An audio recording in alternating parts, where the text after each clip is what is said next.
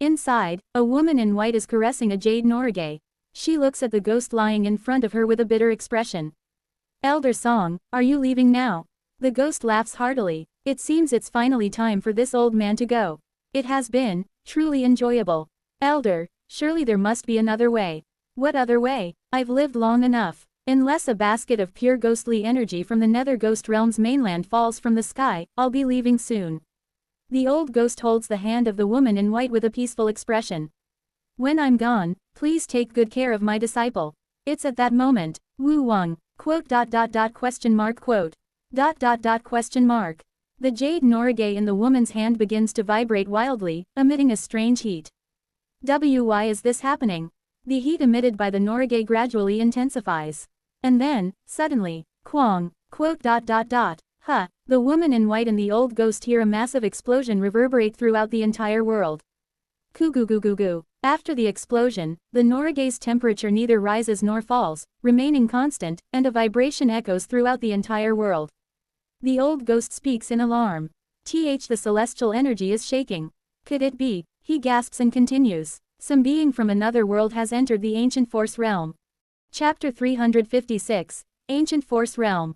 Chua. The Twilight Domain, a land of ghostly creatures, traverses a monochromatic side path. It seems there are no problems. The side path originally serves as a route through the deep outskirts of the netherworld. To use this side path, one must either have learned the ghost path method or possess a dream body created using the power of the nether crossing ship. However, the Wuji religious order situated in Twilight Domain is a cult of ghostly creatures. From the start, there was no problem in using the side path. Guru. The monochromatic side path is quiet. The followers keep their mouths shut as expected due to the death aura emanating from the side path. However, even with their mouths closed, I can feel it. Everyone is immensely excited. Though the sound is almost non-existent and silent, I can see it. Various colors are wildly bouncing within the world of intent. All the followers of the religious order. They are all feeling immense loyalty towards me and an overwhelming sense of belonging to the Wuji religious order. Is it because they witnessed with their own eyes as I drove out the entering nirvana stage true persons? Even when I appear in the form of the human Seo Un-yun, from the 19-headed Ghost King, no one shows fear or dread towards me. Their loyalty and fervor have surpassed the fear my appearance induces. Thank you all for following me thus far. With a grateful heart towards the followers, I, along with Jaeon Myung-hoon, guide the Twilight Domain to the bright cold realm. Quote. Hey, Jaeon Myung-hoon. It's then, what? Currently, the Twilight Domain is being navigated by me, the one who opened the side path. And it's Jaeon Myung-hoon, possessing the attraction force of the integration stage, who is controlling it. While I maintain the side path, Jaeon Myung-hoon pinpoints the coordinates of the bright cold realm and pulls the Twilight Domain using his attraction force. However, I feel something strange. Are you driving properly? Of course. We're heading straight to the bright cold realm. I've locked the old site of the Golden Divine Heavenly Thunder sect as our coordinates, so that's where we'll emerge. What do you take me for? An inconsiderate bastard who hands over the driving to someone who stayed up all night because he couldn't drive. Haha, did you say this is the side path? The scenery is quite nice. Clicking my tongue, I grab his shoulder. No, I'm seriously asking. Are you really pulling us to the bright cold realm? Something feels off. What feels off? I frown at the strange discomfort. Indeed, Jaeon Myung-hoon is pulling us towards the coordinates of the old site of the Golden Divine Heavenly Thunder sect that he remembers. Given that it's an unforgettable coordinate for him, there's no worry about it being wrong. But strangely, even though we are heading towards the correct coordinates, it feels like we are heading down the wrong path. Why? The direction is right, but it feels like we're taking another route. I repeatedly confirm Jaeon Myung-hoon's attraction force to ensure we are on the right track. Jaeon Myung-hoon's attraction force is definitely connected to the old site of the Golden Divine Heavenly Thunder sect in the bright cold realm. This is strange. We're going the right way, yet it's wrong. It's a truly odd feeling, but it's the reality I feel. It's then, Wu Wang, quote. Quote. I suddenly feel the colorless glass sword heating up within me. What's this? The colorless glass sword is resonating. Stop crying, colorless glass sword. I try to quell the vibrating colorless glass sword by taking it out of my mouth, but the sword remains unyielding. The sword continues to vibrate, emitting a faint light. This light. I'm startled as I look at the light. This light is undoubtedly from the reversed method of the Great Mountain Splitting Emperor technique. The salt light I had just used to drive away the true persons. Did using this method somehow affect the colorless glass sword?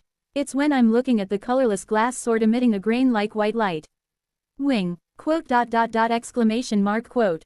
I realize that the mist from the canvas of myriad forms and connections embedded in the colorless glass sword is also vibrating. No, just what is this?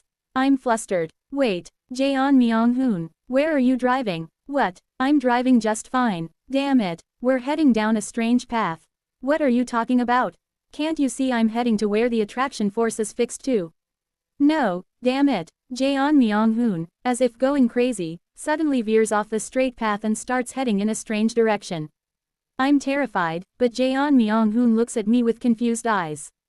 How is this straight? We were just there, but where are we heading now? I mean, we can't see front or back in here. I'm just following the attraction force. Damn it, Jaeon Myung-hoon's understanding of death is not as deep as mine, so he can't see the side path clearly, but it's vividly clear to me. This guy suddenly turned in a strange direction. It's fine, I'll set the direction, so just follow me. Well, for now, fi. Goo. Right at that moment, what? Suddenly, the colorless glass sword starts vibrating like crazy. At the same time, the slowly advancing twilight domain begins to be pulled forward, as if crazy. Damn it, what's happening? I don't know. Thinking that something terrible will happen if we continue like this, I try to sever the attraction force somehow. Jaeon Myung-hoon follows my instructions and envelops the twilight domain in his own domain. I can feel it. Something is pulling us. See, could it be an entering nirvana true person?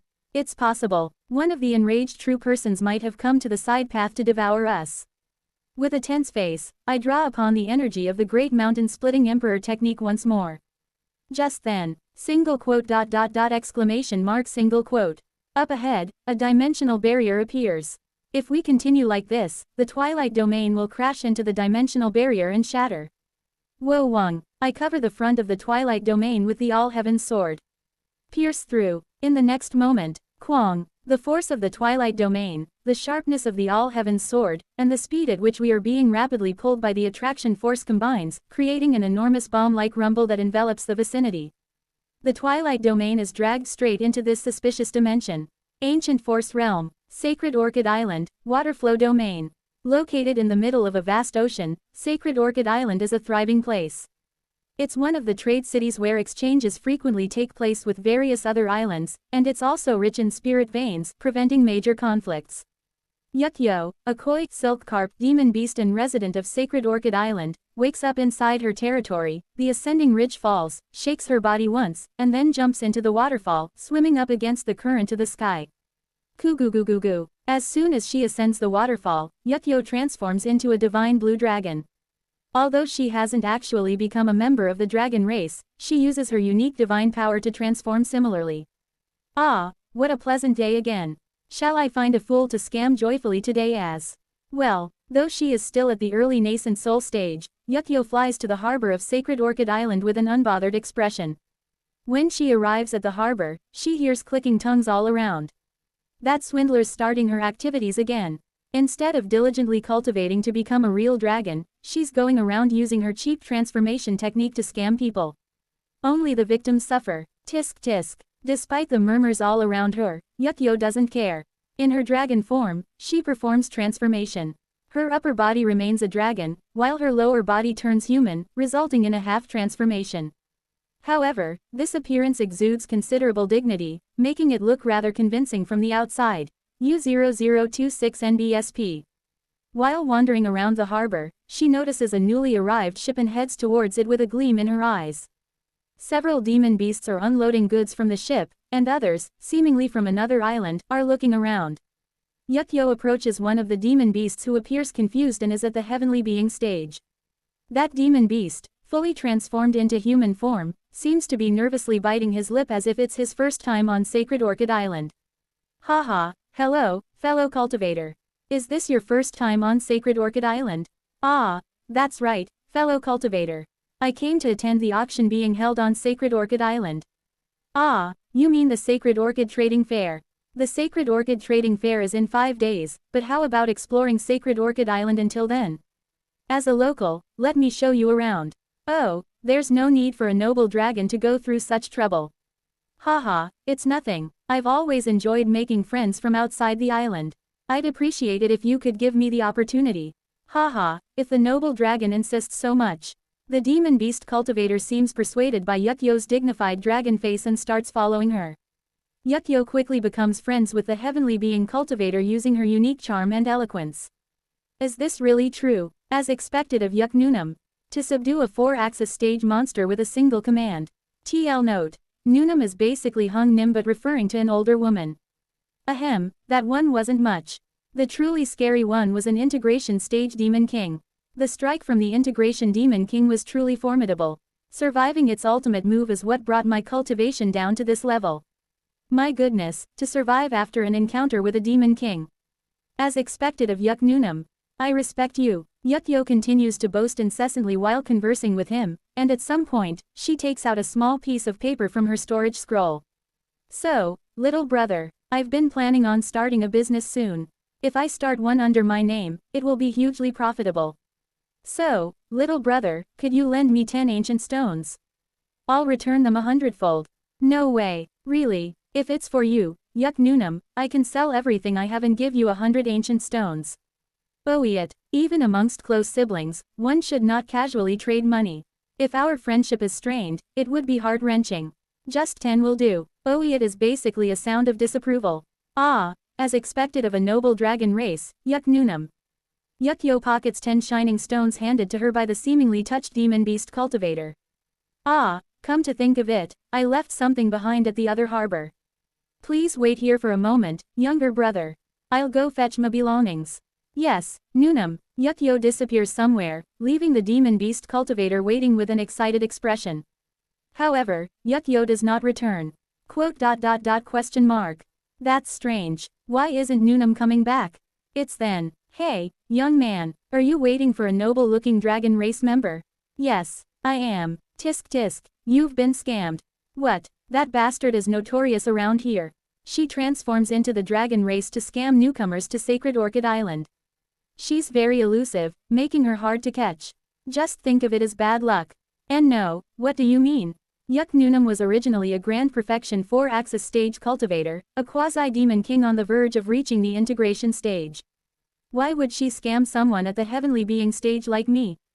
Tisk tisk. This friend, that scammer isn't even at the 4-axis stage. She's a nascent soul stage demon beast.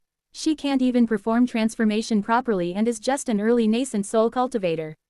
Poor fellow. Tisk tisk. The passerby pats his shoulder and, while pretending to comfort him, slyly steals the storage scroll from the heavenly being stage cultivator's waist and walks away.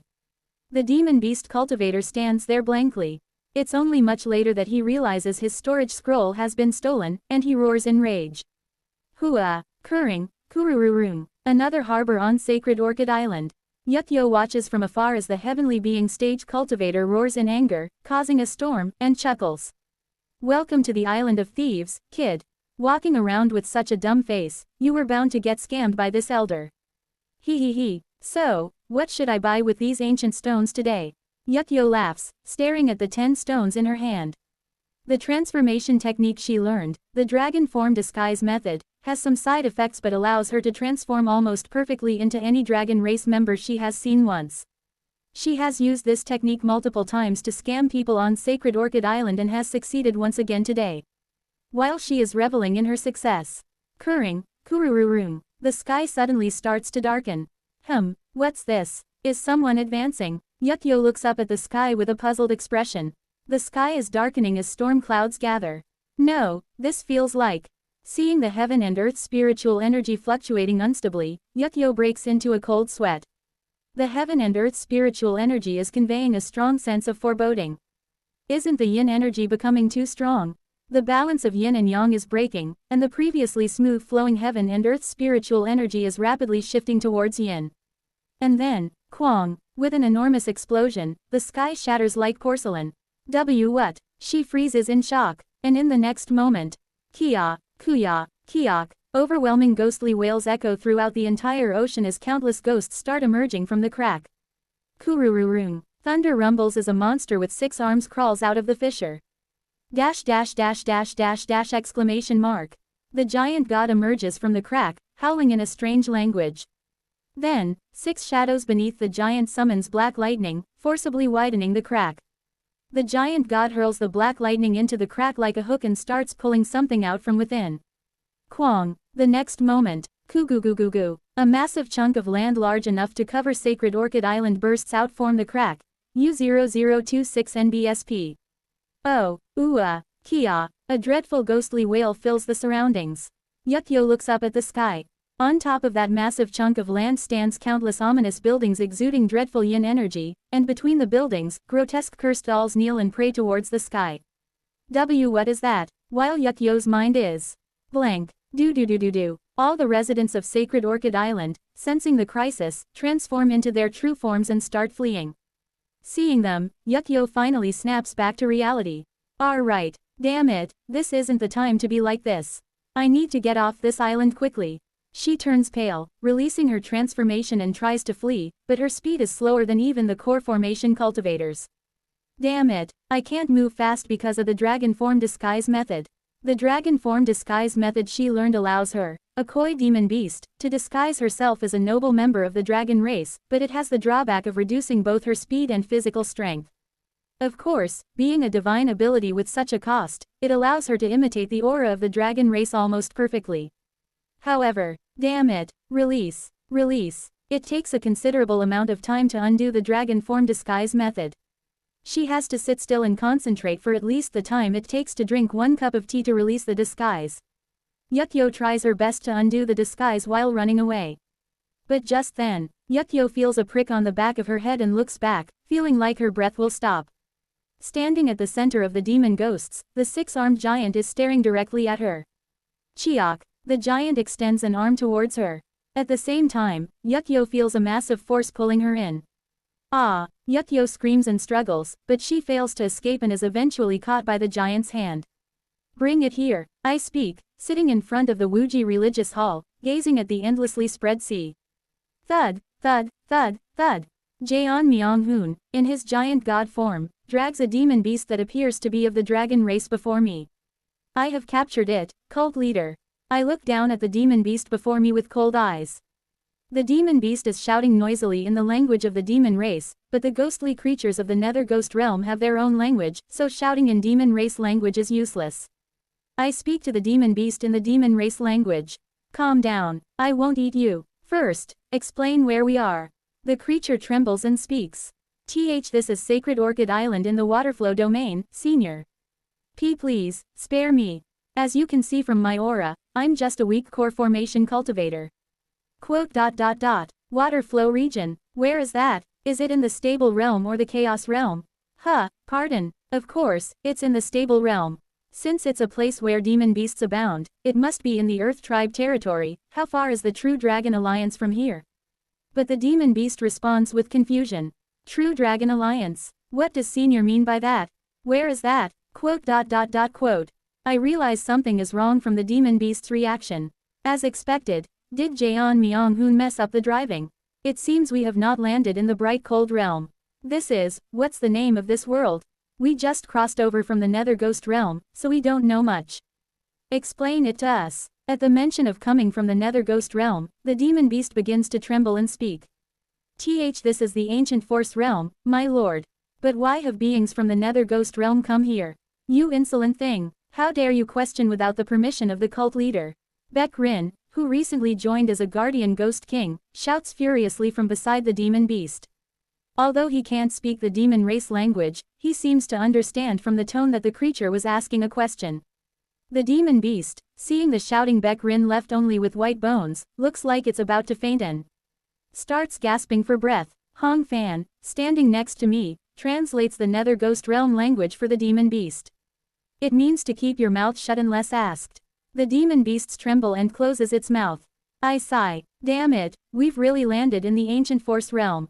The distance between the ancient force realm and the bright cold realm alone is 1,000 years.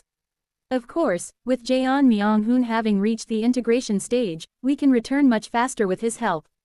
However, bringing back the entire Wuji religious order will take a considerable amount of time. How did this happen? I sigh again. Chief Law Protector, call Yian Wei through Yian Jin. Regardless of what happened, we need the wisdom of the elderly. And you there? I question the demon beast trembling in front of me. That appearance, it's not your true form, is it? Yes, that's right, my lord. This is a demon ability I learned, which allows me to transform into the face of a dragon race member I've seen once. Oh, I see, I asked the creature with gleaming eyes. Then you must have met Seo Ran. When and where did you meet him? Tell me. This creature in front of me has a form exactly identical to Seo Ran's dragon form. Author's note. The Nether Ghost Realm part is over, and the Ancient Force Realm episode is beginning. Ham Jin and the Lower Realm episodes are planned to continue in the Ancient Force Realm as well. I plan to finish the Ancient Force episode as quickly as possible, so please wait just a little longer. And, to organize the Ancient Force Realm episode, I will take a day off tomorrow. Haha, thank you all. Chapter 357, Is it not a joy to have friends come from afar? 1. Pardon, Seo Ran, who is that? I sigh softly while looking at the demon beast in front of me. It's full of lies. Because it keeps spitting lies, I initially thought it was Seo Wei. The appearance is fake, the claim of being in core formation is a lie, and not knowing Seo Ran is also a lie. Besides, seeing it borrow Seo Ran's appearance reminds me of Seo Wei, stirring a rush of murderous intent within me. Sensing my killing intent, Baek Rin roars furiously. You insulin thing, can you not answer properly? At the 4-axis Baek Rin's roar, the demon beast chokes as if its soul is about to leave its body. Enough. When I raise one hand, Baek Rin stops roaring, and Hong Fan steps forward to interpret Baek Rin's words. If you lie one more time, you will die. Though I have no intention of going that far, the demon beast's lying seems a bit too excessive, so I decide to take a firmer stance. Perhaps due to the effectiveness of Hong Fan's threat, the demon beast disguised as Seo Ran starts frothing at the mouth and bows its head. I'm sorry, my lord.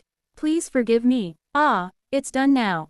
Chua. As if steam is rising, the demon beast's appearance begins to change. From within the mist, the demon beast seems to transform into a koi fish, and then quickly takes on another form. First, tell me your real name. I address the koi demon that has now taken the form of a woman with colorful scales on her face. With a sigh of resignation, she speaks. My name is Yukyo, my lord. And as for the person named Seo Ran, I met him briefly when he visited Sacred Orchid Island before. Oh, really? How did you meet him? That is. Seeing her hesitation, Hong Fan signals to Baek Rin. Baek Rin approaches Yukyo menacingly, emitting ghost fire. I'll speak. Actually, I guided him around Sacred Orchid Island because he was looking for something there. I frown as I read her intent. Another lie. When I signal to Hong Fan, he again signaled to Baek Rin. Baek Rin, enraged, grabs Yukyo's head with his skeletal hand. Hong Fan speaks. This is your last chance. The cult leader can see through lies, so speak truthfully. I understand. I'll tell you. Actually, I approached and deceived Seo Ran Nim, who has the form of the dragon race, to steal his appearance and rob him. I clutch my head at her dizzying confession. So, what did you do to Seo Ran? I didn't do much. I carefully observed his appearance and behavior, absorbed a bit of his energy. Speak without hiding anything. What else are you concealing? And no. Actually, to absorb his energy, I drugged him with aphrodisiac and bedded him. Anyway, after receiving his energy, I was nearly caught by his spouse and barely escaped with my life, losing a chunk of my waist. I did steal about 10 ancient stones from his storage scroll, but nothing else. Please believe me. Look, I still have the marks from being bitten by that person's wife. Yukyo, trying to prove her innocence, shows her stomach. There are marks on her belly as if she had been bitten by a fierce beast. This is rather dizzying. The fact that this demon beast had drugged Seo Ran to steal his energy and even robbed him is shocking, but what is more surprising is that Seo Ran is married. I don't know what expression to make as I ask the next question. So, what happened to Seo Ran afterward? He fled from his wife for a while, then later found what he was looking for on Sacred Orchid Island and moved to another island. Do you know where he went? Well, as far as I know, he went to a place called Ongwu Island. It's not far from here. Which direction is it? From Sacred Orchid Island, it's to the southwest. It's famous for the white spiritual energy crystals that gather in the sky. I speak to Hong Fan. Hong Fan, bring Seo Ran here. You've seen his dragon form through this creature, and I'll show you his human form. Ah, it's all right. As he's someone I've met when I was a child, I still remember his appearance. What? Hong Fan is definitely from the head realm and had met Seo Ran and Song Jin back when he was still a young centipede. But to remember something from before he even gained spirituality? I'm a bit surprised, but since Hong Fan surprised me more than once before, I just nod. Well, alright, go ahead then. By your command. Pot. Hong Fan disappears to the place indicated by Yukyo using the ground shrinking technique, and I ask her. Anyway, as you've seen, we came from the Nether Ghost realm and are not well acquainted with the situation in the Ancient Force realm. Explain what these ancient stones you mentioned are, the general power structure of the Ancient Force realm, and the characteristics of this place. Ah, yes, understood. First, the ancient stones. She takes out a few glowing jewel-like things from her storage scroll. These are ancient stones. They are treated as currency in the Ancient Force realm. From what I see, they don't seem to be used for storing spiritual energy. What kind of stones are they? Ah, ancient stones are a unique substance found only in the Ancient Force realm. They can be obtained from the deep sea depths or from deep sea monsters. Their main characteristic is return. Return. Yes, exactly. Ancient stones are also known as stones that accumulate history. They endlessly record the paths they've taken and, when given a specific stimulus, they show the path they've traveled. Crack. She crushes one of the ancient stones, and it emits light, tracing a faint thread of light along the path Yukyo had taken to be captured by Jaeon Myung-hoon. Ho. Of course, if you stimulate only one, it will merely show the path. However, if you stimulate more than 10 at once, they emit attraction force, allowing you to return from the deep sea to the surface in one go. That's why ancient stones are also called return stones. Fascinating. But is the sea below that dangerous? If one can use water attribute spells, return stones shouldn't be necessary, right? Yukyo gives me a puzzled look at my words. But she quickly remembers that we came from the Nether Ghost realm and nods. Ah, my apologies. Those from other realms and ascenders often don't know this. I've heard that in other realms, the sea is filled with water, which sometimes leads to new ascenders diving into the deep sea to swim, causing rather tragic accidents. Quote. So you're saying the sea below isn't filled with water? It's strange. Not only does it look like a real sea, but the entire sea seems to be imbued with dense water energy. It's a place full of the energy of water, yet it isn't the sea. Yukyo nods and explains. Yes, what exists below looks very similar to water but isn't actually water. It's a dimension. What? I ask in surprise, and Yukyo continues calmly. The deep sea of the Ancient Force realm is a place formed by the overlapping of countless dimensions. The density of dimensions is so high that they pool together, appearing similar to water, but they are fundamentally different. Once you enter below, space twists instantly, making it impossible to know where you are. The deep sea is filled with all kinds of precious treasures from various dimensions, but it also has that many monstrous creatures like deep sea monsters. Furthermore, a single misstep can send you falling into some deep, unknown dimension. That's why return stones are, absolutely, necessary to come back when entering the deep sea. Feeling so curious with fascination, I look down at the sea below. As I stare at the sea for a while, I suddenly notice something shining like a star beneath the surface. Ah, I see. It isn't just like a star, it is a real star. Beneath this sea, I can see the sky pooled together. But the night sky I see is quickly covered by waves and soon blurs into other shimmering shapes. Why exactly does such a thing exist in the Ancient Force realm? I'm not exactly sure, but according to legends, it is said to be remnants of destroyed worlds. Remnants of destroyed worlds? Yes, it is said to be ancient worlds that no longer exists. The dimensions reflected in the deep sea are from worlds that perished long ago, and the deep sea of the Ancient Force realm was formed by absorbing pieces of these destroyed worlds. Quote. Hearing that, I feel like I am beginning to understand the conditions for ascending to the Ancient Force realm. Did you say there are ascenders in the Ancient Force realm as well? Yes, indeed. Do you know the conditions for ascending to the Ancient Force realm? Yes, I have a rough idea. Feeling like I am starting to understand why we ended up in the ancient force realm, I ask her to confirm my suspicion. Is one of the conditions for ascending perhaps possessing a destroyed world's strength or artifact? Ah, yes, that's right. That's what I've heard. Having heard the formula from the owner of Salt Mountain and using the Great Mountain Splitting Emperor technique, I can understand it clearly. The owner of Salt Mountain is a deceased entity. And true immortals are beings so vast they can be considered entire worlds themselves. That means, the remnants of destroyed worlds are traces of deceased true immortals, or something equivalent to that. That must be it. I look at the sea below with a grim expression. I thought the Nether Ghost Realm, where dozens of entering nirvana true persons are observing, is the most eerie and chilling place, but it seems I am mistaken. The ancient force realm, where the corpses of true immortals are piled up like the sea, is even more horrifying. Perhaps aware of my discomfort, she continues her explanation with shaking eyes. Quote. Anyway, next is the basic territory of the ancient force realm. The ancient force realm is divided into 3 main regions.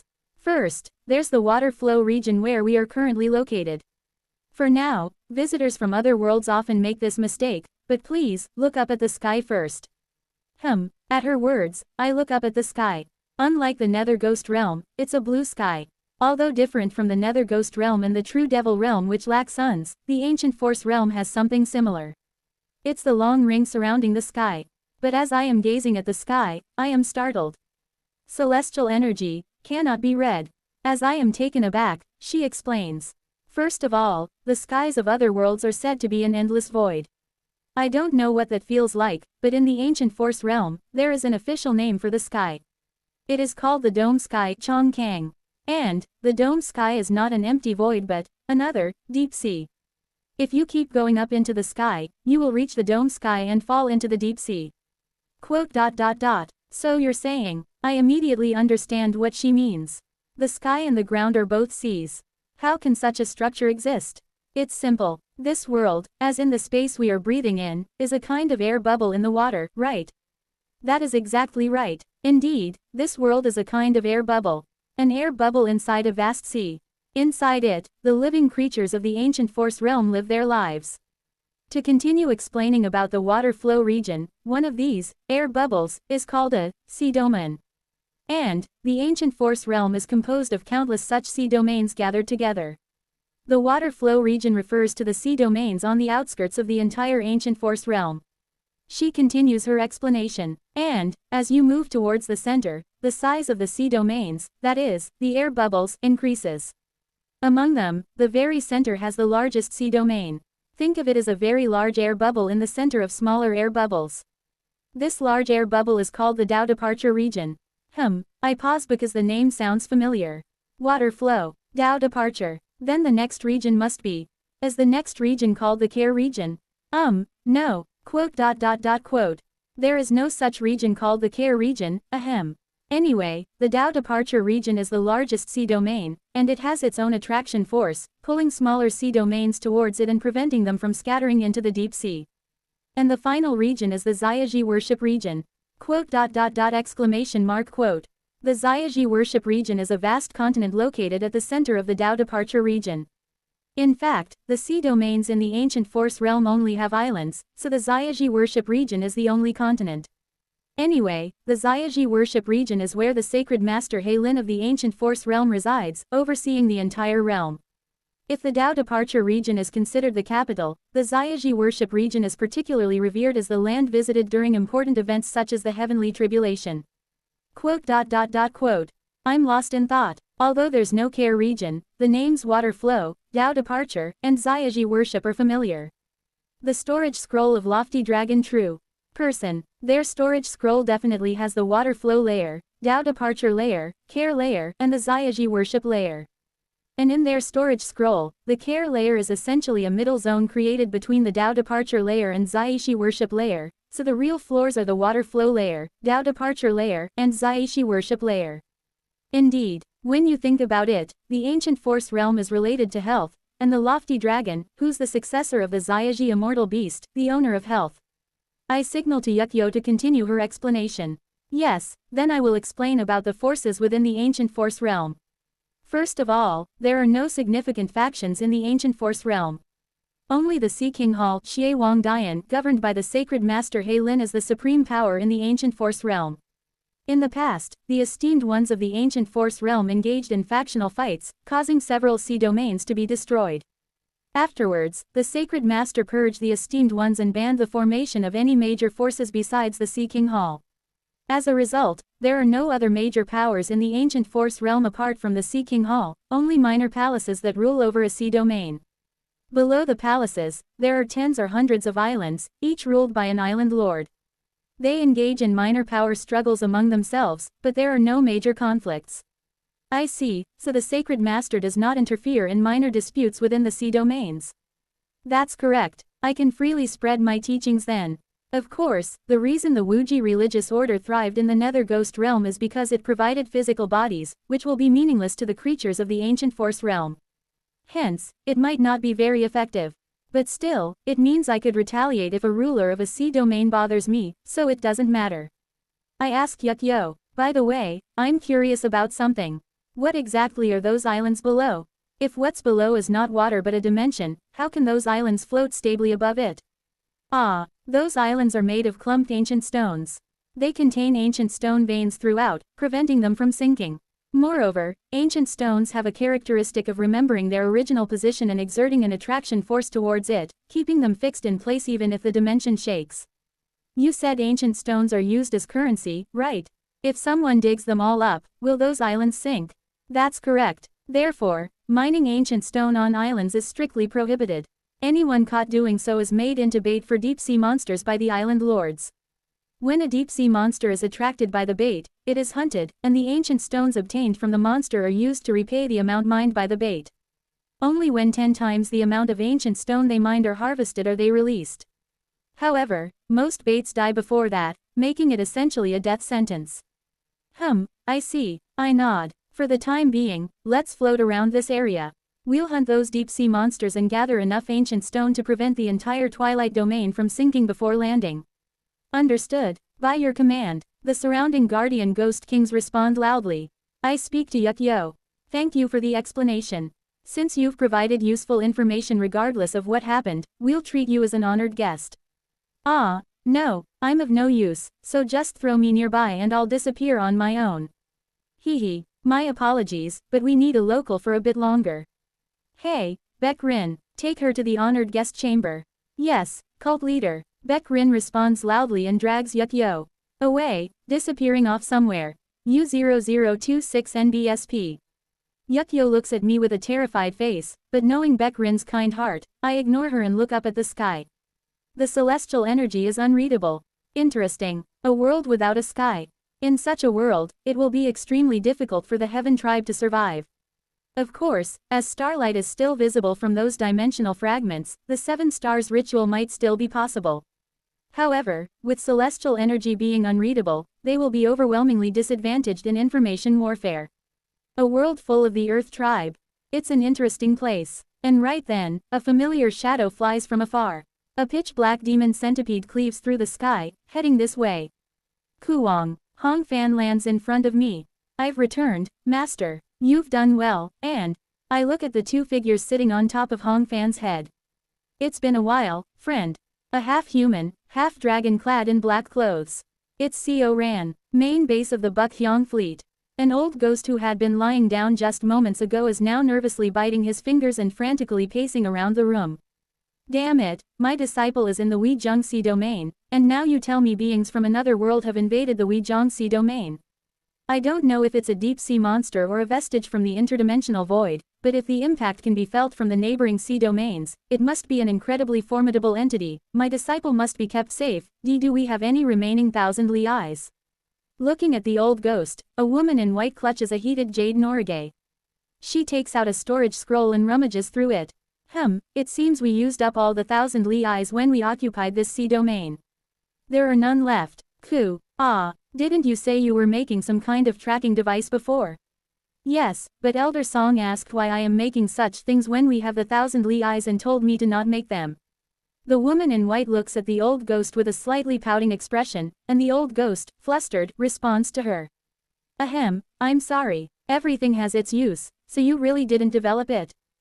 I do have a prototype. However, since development was halted midway, it's not as effective as the Thousand Li Eye and can only roughly estimate Co Ran's position. The woman in white pulls out a small crystal-like object from her storage scroll. When she breathes spiritual energy into the crystal, it shines, projecting a map of the C domain. A large pitch-black sphere emerges above the map. It's the situation in the Weijing C domain. Something ominous has appeared above the C domain, and given its size, if it's a living being, it will, at least, be at the grand perfection integration level. It could even be more than that. My disciple. Where is my disciple? You gave Co Ran ghosts, right?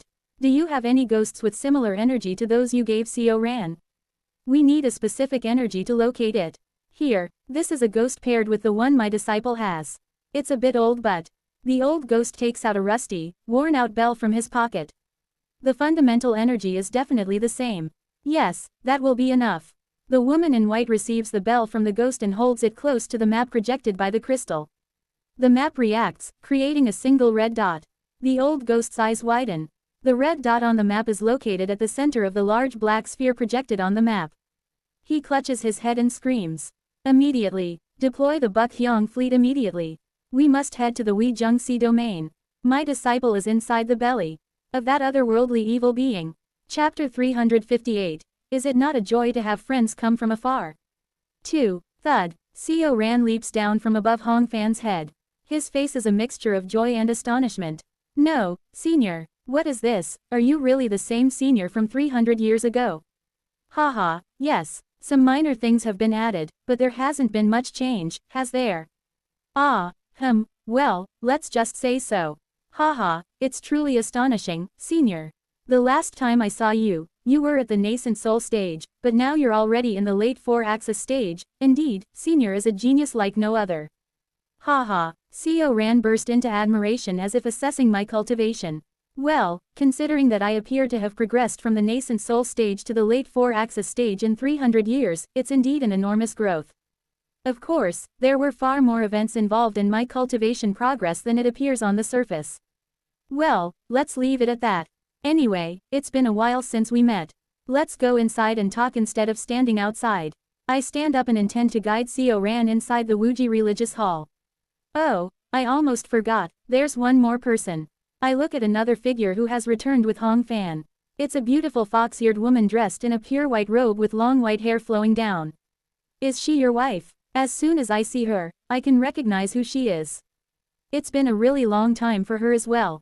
Indeed, her identity is that fox who had chewed my arm like a snack when I fell to ascension path during my early cycles. Of course, after reaching entering heavens, she was always beaten up by me. I don't know her name, and honestly, I don't even care about her gender, but it seems she was female.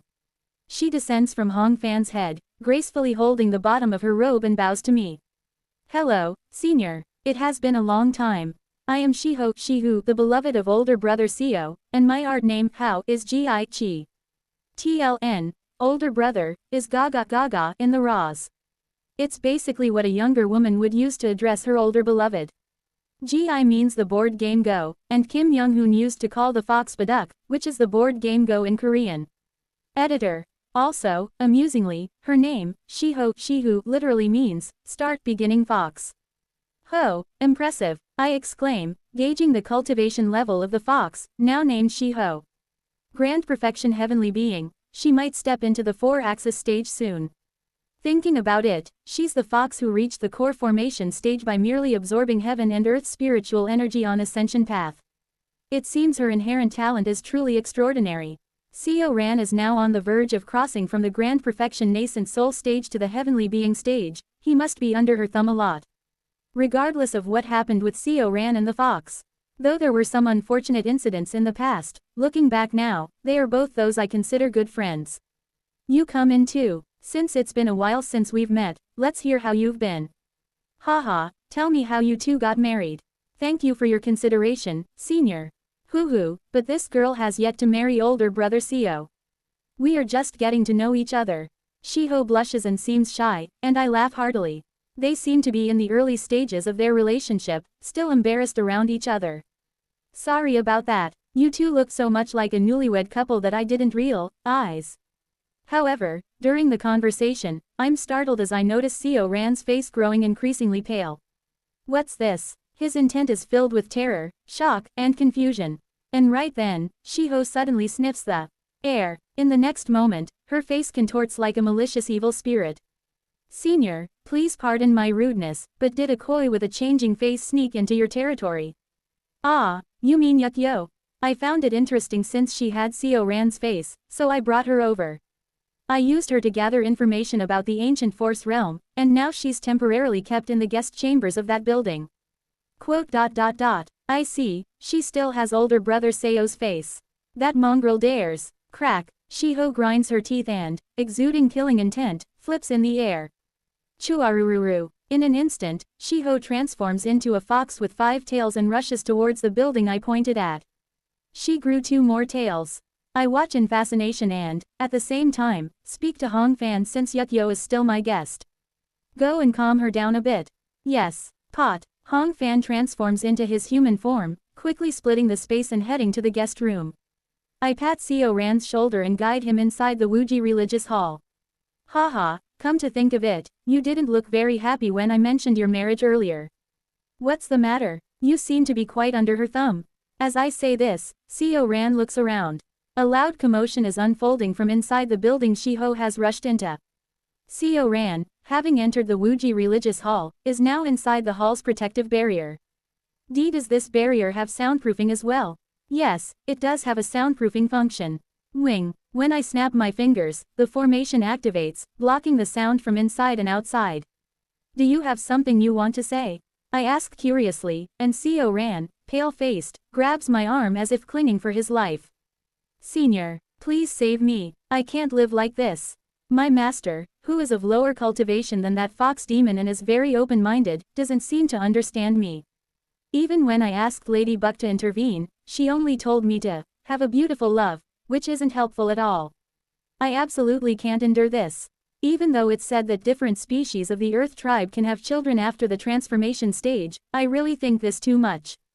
Senior, please separate Shiho away from me. His face is pale with fear. His intent is filled with terror and astonishment. No, wait, this is. Within Seo Ran's terrified intent, I realize what he is scared of. Amidst his fear, he's afraid of something changing within himself. Seo Ran feels that something is changing within him as he interacts with Shiho, and that is what he fears most. I ask seriously, Seo Ran, what's the matter? Does Shiho torture you every night? Or, does she drain your essence for her cultivation with something like the star-absorbing great technique? TLN. Star-absorbing great technique is a reference to Jin Yong's novel The Smiling, Proud Wanderer, where it's one of the iconic techniques of the main character Lingu Chong. No, Shiho is always good to me. Shiho never uses any techniques like the star-absorbing great technique. In fact, Shiho's cultivation was even delayed to find spiritual elixirs that would aid mine.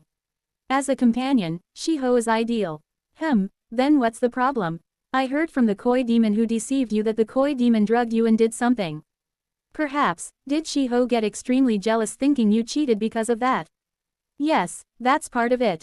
Since the night I spent with that koi demon, Shiho became extremely jealous towards any female demon beasts that come near me, to the point of even trying to kill them if they get too close. So she's extremely possessive. But how bad is it for you to be like this?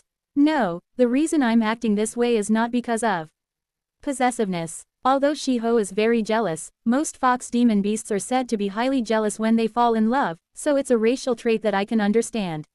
Then what exactly is the problem? I frown, unable to understand. She doesn't torture her husband using her higher cultivation, nor does she use any essence-draining techniques, and her possessiveness can be understood as a racial trait. Then just what is the issue? But seeing my confusion, Seo Ran looks at me with eyes that seem to say he can't understand me either. Senior, do you perhaps not possess the vision of demon beasts? No, of course, I do. Then you can see the Taiji, right? How can you pretend not to know? Taiji, what are you talking about? As I'm still puzzled, Seo Ran finally explains directly, sounding frustrated. Upon hearing his words, I stop dead in my tracks. That fox is male. Quote. Quote. Quote. We share a moment of silence in the dark atmosphere. Quote. Did you really not know? No, I just thought it was a racial characteristic. Why would I use the Tige seeing vision to check something like gender? Normally, people don't observe such things in detail. Ah, yes, that is true, I apologize. So how did you two end up together? In my opinion, I think his mind became a bit strange after being beaten up so much by Sir Kim Young-hoon. I felt sorry for him getting beaten up like a local dog, so I treated him once, and he's been like this ever since. Oh, is that so? Just as I'm about to say something to Seo Ran. Older brother Tilda, I'm back. Shiho, dressed in a pure white long robe, runs towards us. He jumps into Seo Ran's chest, acting affectionately. You know, I felt so sad being apart for so long. But don't worry, I never forgot about older brother. It wasn't too painful because it was a meaningful task, so don't worry too much. Seo Ran and I notice the blood on Shiho's fingers. When I reach out with my consciousness to check, I find that fortunately, Hong Fan is treating Yukyo, who has been injured to the point of death but is not dead yet. If Hong Fan is treating her, her life should be fine. And I meet the desperate gaze of Seo Ran, who is silently pleading for my help. Shiho, meanwhile, is overflowing with intense, pale pink emotions towards Seo Ran. I'm at a loss for words, my mouth opening and closing. Finally, I manage to speak something. Have a beautiful love. Seo Ran's intent decays, while Shiho, overjoyed, wipes tears with his blood-stained hands. Thank you, senior. Thank you. I avoid Seo Ran's gaze. Well, they'll handle it somehow. It isn't as if someone had died or a close friend was lost, so minor matters like are none of my concern. It isn't my business, and I can only hope that Seo Ran will handle it himself. Besides, there are many techniques to change one's gender. If he can't endure it, one of them will learn one eventually. As long as it's not me, there's no need to interfere.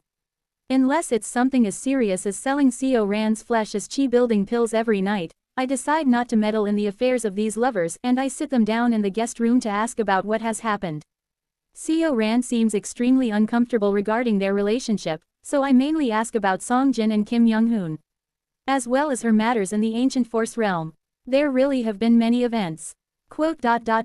Yes, many indeed. I never expected we'd have to go to Salt Sea Island to collect salt crystals for Cheongmin Ryong Nim. Salt crystals, hearing about it, it seems Seo Ran and Shiho are currently searching for clues related to Cheongmin Ryong, who has turned into a salt pillar. Speaking of which, I spread my hands and demonstrate a simplified version of the Great Mountain Splitting Emperor technique. Chuerararik, salt grain-like energy appears in my palms. Seo Ran is startled at the sight. I too have obtained a similar power. Though I haven't yet thought of a way to save Sir Cheongmin Ryong, combining my power with your research might yield some results. Exclamation mark. I see, thank you. And while we're on the subject, I heard that Kim Young-hoon and Buk Hyung-hwa are primarily focused on Cheongmin Ryong, but you and Song Jin have a different goal related to Seo Weo. Yes, that's correct. To properly understand the king's intentions, identify the nature of the spells he placed on the Sea Dragon Palace, Serving Command Palace, and the Black Castle, and find a way to counter him, we thought it would be best to ascend to a different realm than the bright cold realm where he resides. Hence, for various reasons, we ascended to the ancient force realm. I nod and share the information I have gathered about Seo Weol with Seo Ran. Seo Weol and the tainted soul filling the heavens. And that within him exists a trace of pure light, along with the fact that he has a separate, main body. Seo Ran, seemingly overwhelmed by the continuous revelations, listens with wide, open eyes. In that case, the incident 300 years ago when our group suddenly vomited salt was also. Yes, when I used the Great Mountain Splitting Emperor technique on Seo Weol, showing him the power of this salt, it must have dissolved the tainted soul filling the heavens within you all. But don't worry, the remaining tainted soul filling the heavens within you has been turned into salt, so it's no longer a threat. Understood. Thank you, senior. Truly, thank you. He appears to be in such a state of shock that he seems to have forgotten even the presence of Shiho clinging to him, contemplating something with a serious expression. Shiho wipes the sweat from Seo Ran's forehead and says, "Older brother, we can't just keep receiving such incredible information from senior without giving anything in return. Let's give him what we've gathered." "Oh, we should. Following Shiho's suggestion, Seo Ran takes out a storage scroll and spreads it before me. Inside the storage scroll are various drawings. These are items we collected while wandering the ancient force realm. We'll explain each one, and you can take whatever you like, Senior. Oh, thank you very much. I've always been curious about what items exist in the ancient force realm. As I look into the storage scroll with growing interest, Seo Ran begins explaining the items one by one and laying them out on the table. Yes. First, this is. As I listen to the descriptions of the unique specialties of the ancient force realm, I am suddenly shocked by an item with immense capabilities. Wait, explain that again. Yes, this is called the Supervisory Jade Jian Cha Yu. It's a crystal that allows you to project your consciousness to observe one of the lower realms you have been to or have previously descended your consciousness to. Quote. Exclamation mark quote. I receive the Supervisory Jade with trembling hands. It consumes both ancient stones and spirit stones to activate and only lasts for about a day, so its practical use is limited. However, it's a popular item among collectors who enjoy observing the lower realms. A very useful item indeed. Useful. You can only observe the lower realms with your consciousness in the plane of soul, so it's not very practical. No, for me, it's one of the most necessary items. With the All Heaven's Sword's ability, this item is practically a one-time use Void Spirit Pond for me. Especially since the Void Spirit Pond disappeared when I left the Nether Ghost Realm, this is a very meaningful resource. Currently, the structure of the Ancient Force Realm makes it uncertain if there is a Void Spirit Pond or not. Although seeing that Yin Wei built the health axis makes it plausible there is one, there is nothing more important that can be used than this right now. Sorry, but could I use this for a moment? There's something in a lower realm that I need to observe. Ah, of course. Use it as much as you need. Thank you. Then, Wu Wang, borrowing Seo Ran's ancient stones and using my spirit stones, I activate the Supervisory Jade. Blank, _, blank. Ham Jin chews on his lip. Ho, is it this boy? Remarkable, a demigod disciple. Your luck with disciples blossomed. Ha ha ha. Ham Jin awkwardly smiles at the praise from the three old monsters before him. Before him stand the three sage gods of Yua. Heavenly God Blissful Sage. Fire God Merchant Hua Yal. Devil God Black Tomb Old Devil. Each one of them is a top expert in the core formation stage. Sir Fighting Ghost, Sir Infinite Fighting Ghost. He repeatedly calls out to Infinite Fighting Ghost, the subordinate of the Wuji Ghost King, but receives no response. Since Infinite Fighting Ghost disappeared like the wind, he no longer answers Ham Jin's calls. What happened to Sir Infinite Fighting Ghost? Just what is going on? Damn it, why today of all days? He bites his lip tightly. To inherit everything from Black Tomb at such a young age, you're really fortunate. For even the disciple to have such exceptional talent, I'm so envious I could die. Black Tomb. Heavenly God Blissful Sage and Fire God Merchant Hua Yal look at Black Tomb Old Devil with eyes filled with jealousy. Black Tomb Old Devil chuckles and replies. Enough. Ham Jin is mine. We agreed on this from the beginning, so don't covet him. Ham Jin feels chills run down his spine at those words. Ha ha. Well, we've seen his face and rested enough. When will the ceremony start? Amidst their noisy chatter, they ask Black Tomb Old Devil with serious expressions. Black Tomb Old Devil nods solemnly with a serious face and speaks. We can start immediately. Then let's begin right away. What are we waiting for? Ha ha, I was just concerned that you weren't ready.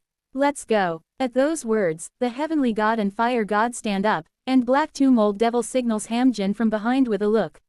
A signal to rise. Damn, I was planning to follow from behind and look for a chance to escape. It seems that will be difficult as well. Ham Jin grits his teeth and squeezes between the sage gods as they head out of the cave residence. Split Turtle Valley was originally a massive round black mountain that had been split in half. However, being split in half doesn't mean it's perfectly divided into two. If seen from above, the split is slightly skewed to the left. And the place Ham Jin and the old monsters are headed to is presumed to be the center of the round black mountain before Split Turtle Valley was formed. Is this the place, Black Tomb? That's right, Blissful, that's the spot. Black Tomb Old Devil takes out a small black awl from his bosom. His gaze turns to Ham Jin. Watch carefully, disciple, this is my natal Dharma treasure and the artifact you will inherit, the Black Tomb Seal. Sirring, Ham Jin flinches in surprise at the sight. It's an awl that emits an overwhelming energy. Now then, I will show you the power of the Black Tomb Seal. Let's begin. All right, understood. Black Tomb Old Devil throws the awl into the air. The black tomb seal hovers midair before lodging itself slightly into the center of the black mountain. Everyone, take it out. At Black Tomb Old Devil's words, Heavenly God Blissful Sage pulls out something like a massive crushing metal head from his mouth. The head, radiating a white sacred light, exudes such a terrifying coldness that just looking at it makes one shiver. Next, Fire God Merchant Wayal takes out the spine of a demon beast, wrapped in fiery red flames, from his storage scroll. This is the spine of a nascent soul stage true god level demon beast. I happened to find it by chance in a cave residence within a volcano across the deep sea. Ho, how astonishing, the spine of a true god level demon beast. If refined into a Dharma treasure, who knows what might come out. Though greed flashes in the eyes of Black Tomb Old Devil and Blissful Sage, they suppress themselves in each form hand seals.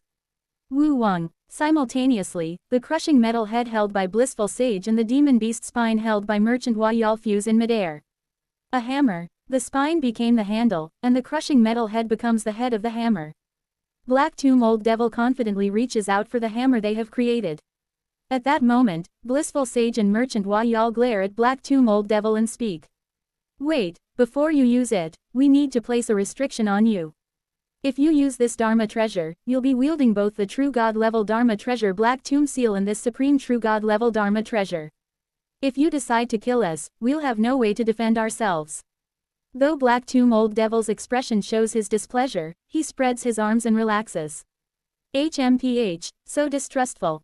I too need to work with you all to obtain that power, why would I betray you?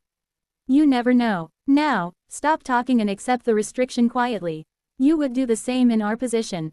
That's true. Do it quickly. The Heavenly God and Fire God each place their respective restrictions on Black Tomb Old Devil. By the way, Black Tomb, are you okay with this? If we use Returning Fall Star, everyone in Split Turtle Valley will explode from the shockwave. Won't your disciples die too? However, Black Tomb Old Devil snorts and draws upon his devilish energy. A dark devilish aura envelops his entire body, transforming his appearance. That's ridiculous. I only have one disciple, Ham Jin. The rest were just kindling to produce an excellent result like him. Whether they die or not is none of my concern. Just hold it in place. Well, alright then. Pot, Heavenly God and Flame God each exude their energy, firmly fixing the Black Tomb Seal in place. Chi, in the hands of Black Tomb Old Devil, now in the form of a devil, holds a hammer. The returning falling star begins absorbing the devilish energy. Soon, the returning falling star turns pitch black, and Black Tomb Old Devil soars into the sky holding it. Now then, I will pave the way. Ham Jin, protect yourself. Yes, Ham Jin draws upon the Silica Earth Great Wall secrets to protect his body. At the same time, he manipulates the dragon veins he has intertwined over the years.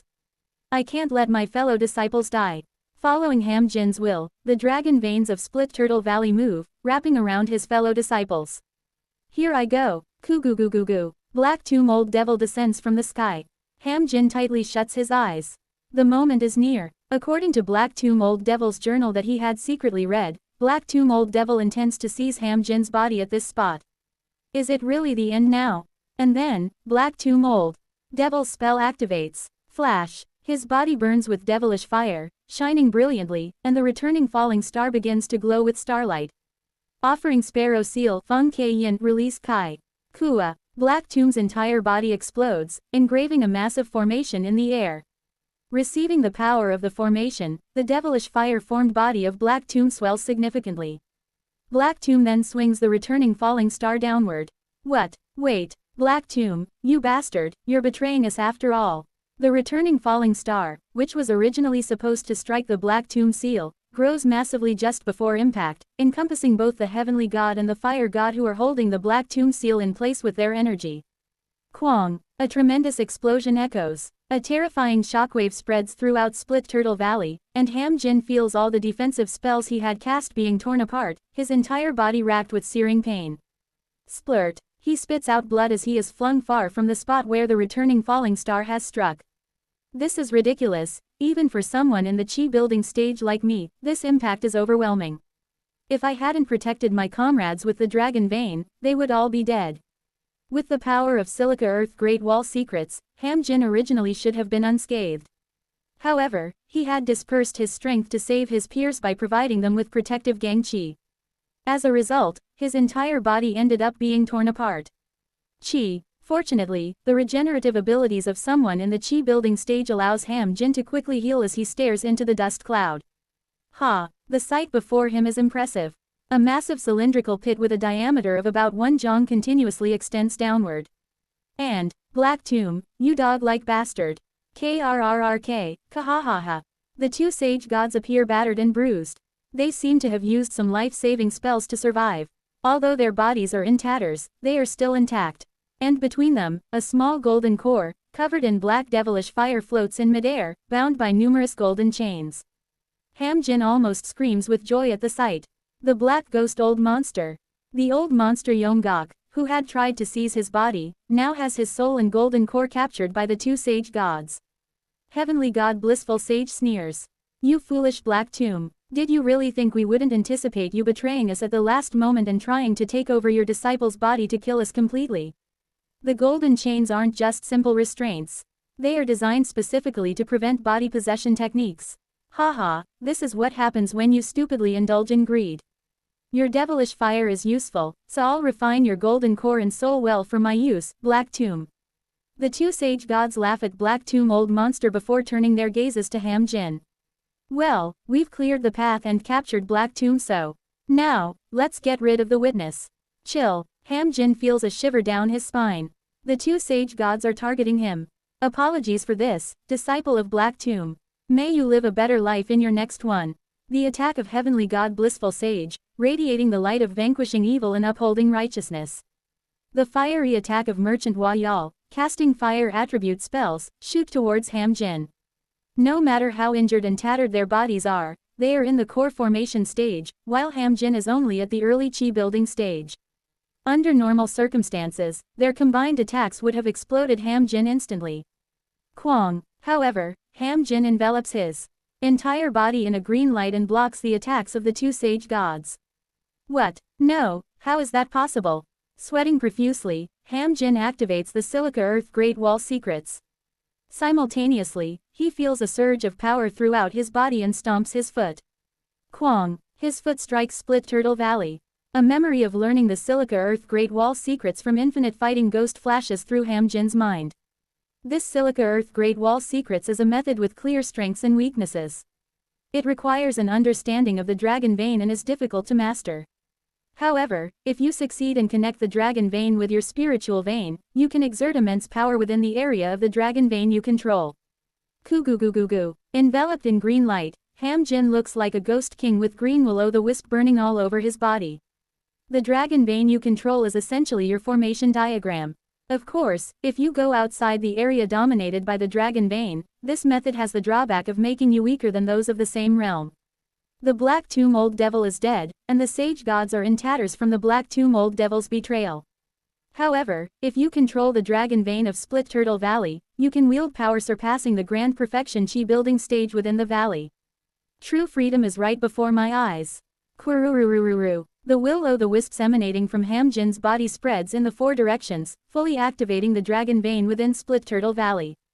The dragon vein of Split Turtle Valley converges centered around him, turning the entire vicinity into his formation diagram. Come at me, I won't die easily. Ham Jin's shout makes the two sage gods grind their teeth. This brat, are you challenging a sage god as a mere demigod? Know your place, you insolent thing. Radiant light bursts from Heavenly God's body, and crimson flames erupt from Fire God's body. Soon, the tattered core formation duo and the Qi building stage Ham Jin, who has gained transcendental power within Split Turtle Valley, clash. A battle that shakes heaven and earth ensues. The disciples of Black Tomb within Split Turtle Valley look up at the sky with desperate faces. And soon, the battle between the sage gods and the demigod, appearing like a scene from a myth, comes to an end. The battle ends with Ham Jin's defeat. Splurt. Ham Jin collapses, coughing up blood. The dragon vein still holds immense power, but Ham Jin's stamina fails to sustain it. Damn it, just a little more and it would have been fine. He coughs up blood, looking at the two panting core formation sage gods before him. Amazing, kid, if you weren't Black Tomb Old Devil's disciple, I'd want to take you as my own. The two sage gods, though panting, look at Ham Jin with gazes filled with wonder. Ham Jin closes his eyes. And then, Fire God Merchant Wayal reaches out to Ham Jin. I can't stand it any longer. This won't do. Ham Jin, you, become my disciple. I can't kill someone as ridiculously talented as you here. Wah, what? I'm saying I'll spare you. That. Ham Jin's eyes tremble. He is afraid of serving under someone.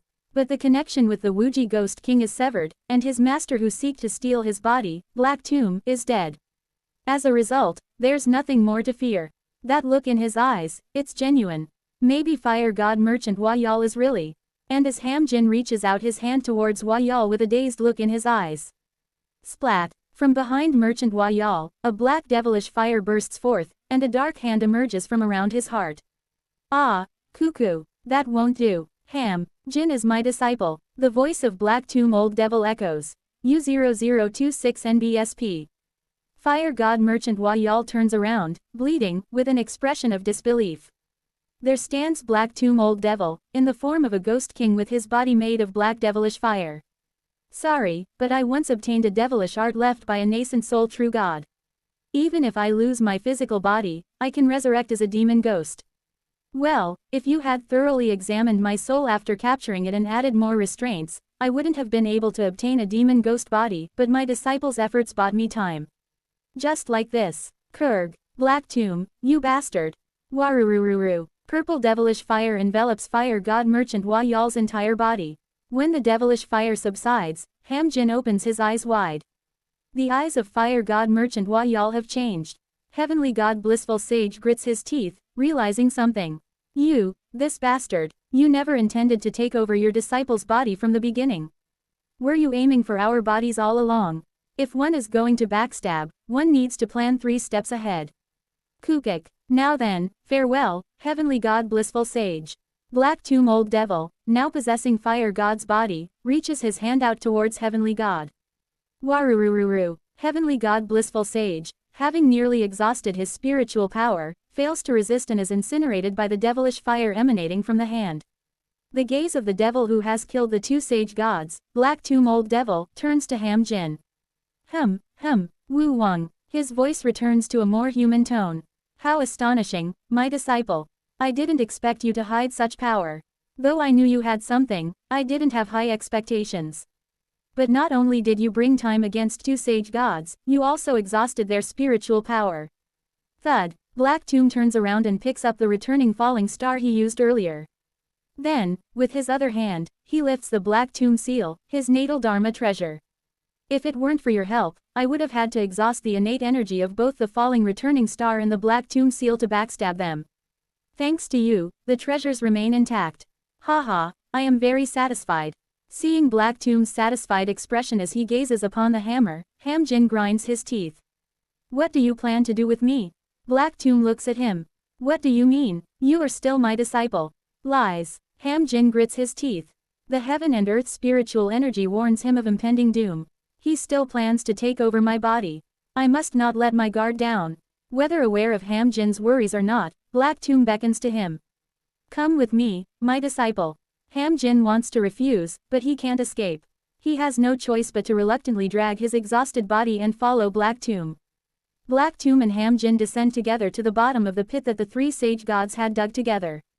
As Ham Jin descends deeper into the pit on a flying magic artifact with him, he gasps. What is this power? It's an overwhelming power. The further down they go, the more palpable it becomes. Since the day I discovered that ancient power is buried beneath Split Turtle Valley, I've been desperately striving to obtain it. However, upon investigation, I realized that there's a grand restriction below this valley. To break the restriction, one has to, simultaneously, destroy parts of both the restriction and the valley itself. To achieve this, the 3 of us joined forces. Finally, with the help of the returning falling star and the Black Tomb seal, we were able to approach this power. Why is he telling me all this? Ham Jin looks at Black Tomb with tension-filled eyes. Finally, the flying magic artifact carrying Ham Jin and Black Tom arrives at the bottom of the pit. There, Ham Jin sees a green spirit tablet. It's the object protected by the dragon veins of Split Turtle Valley, which he sensed through the Silica Earth Great Wall secrets. The source of this tremendous power. Black Tomb's eyes gleam with greed and tension. But at the same time, I thought, even if it is an overwhelming power, it would be disastrous if I can't control it or if there are side effects. So, I came up with a plan. He reaches out towards the spirit tablet. Wu Wang. The spirit tablet buzzes as if rejecting Black Tomb's touch, but he ignores it and lifts the tablet. First, I'll transplant this power into someone else's body to observe any side effects before properly examining it. The body of fire god merchant Hua Yal possessed by Black Tomb old monster. His chest has a hole where his heart should have been, caused by Black Tomb crushing it during his initial attack. Black Tomb places the spirit tablet into the hole in his chest. After forming hand seals, the flesh around the hole begins to heal. Ham Jin, watching from behind, breaks out in a cold sweat. As the immense power from the spirit tablet melds with Black Tomb's spell, a heart grows over the tablet. The spirit tablet is becoming the old monster's heart. This is insane. If it's this power, he is drenched in cold sweat. If it's this power, he is certain that even if the Wuji Ghost King comes in their main body, they would not be able to rival this power. Even if he is in the Qi building stage, a demigod is a demigod. He is sure that the crystallization of this power is not inferior to the Wuji Ghost King. Oh ho ho, it truly is such tremendous power. Ah, it surges through me. Qi, possessing merchant Hua Yal's body with the spirit tablet as his heart, Black Tomb morphs into his own form. Ha ha ha, it's the best, the best. Now I shall rule the peaceful cloud continent. His maniacal laughter echoes through the pit. The green radiance and power emanating from his body makes Ham Jin look up at him in despair. Just then, Ham Jin notices something strange about his shadow. It's clearly his own shadow, but it has 19 heads. What? And then, he hears a familiar voice.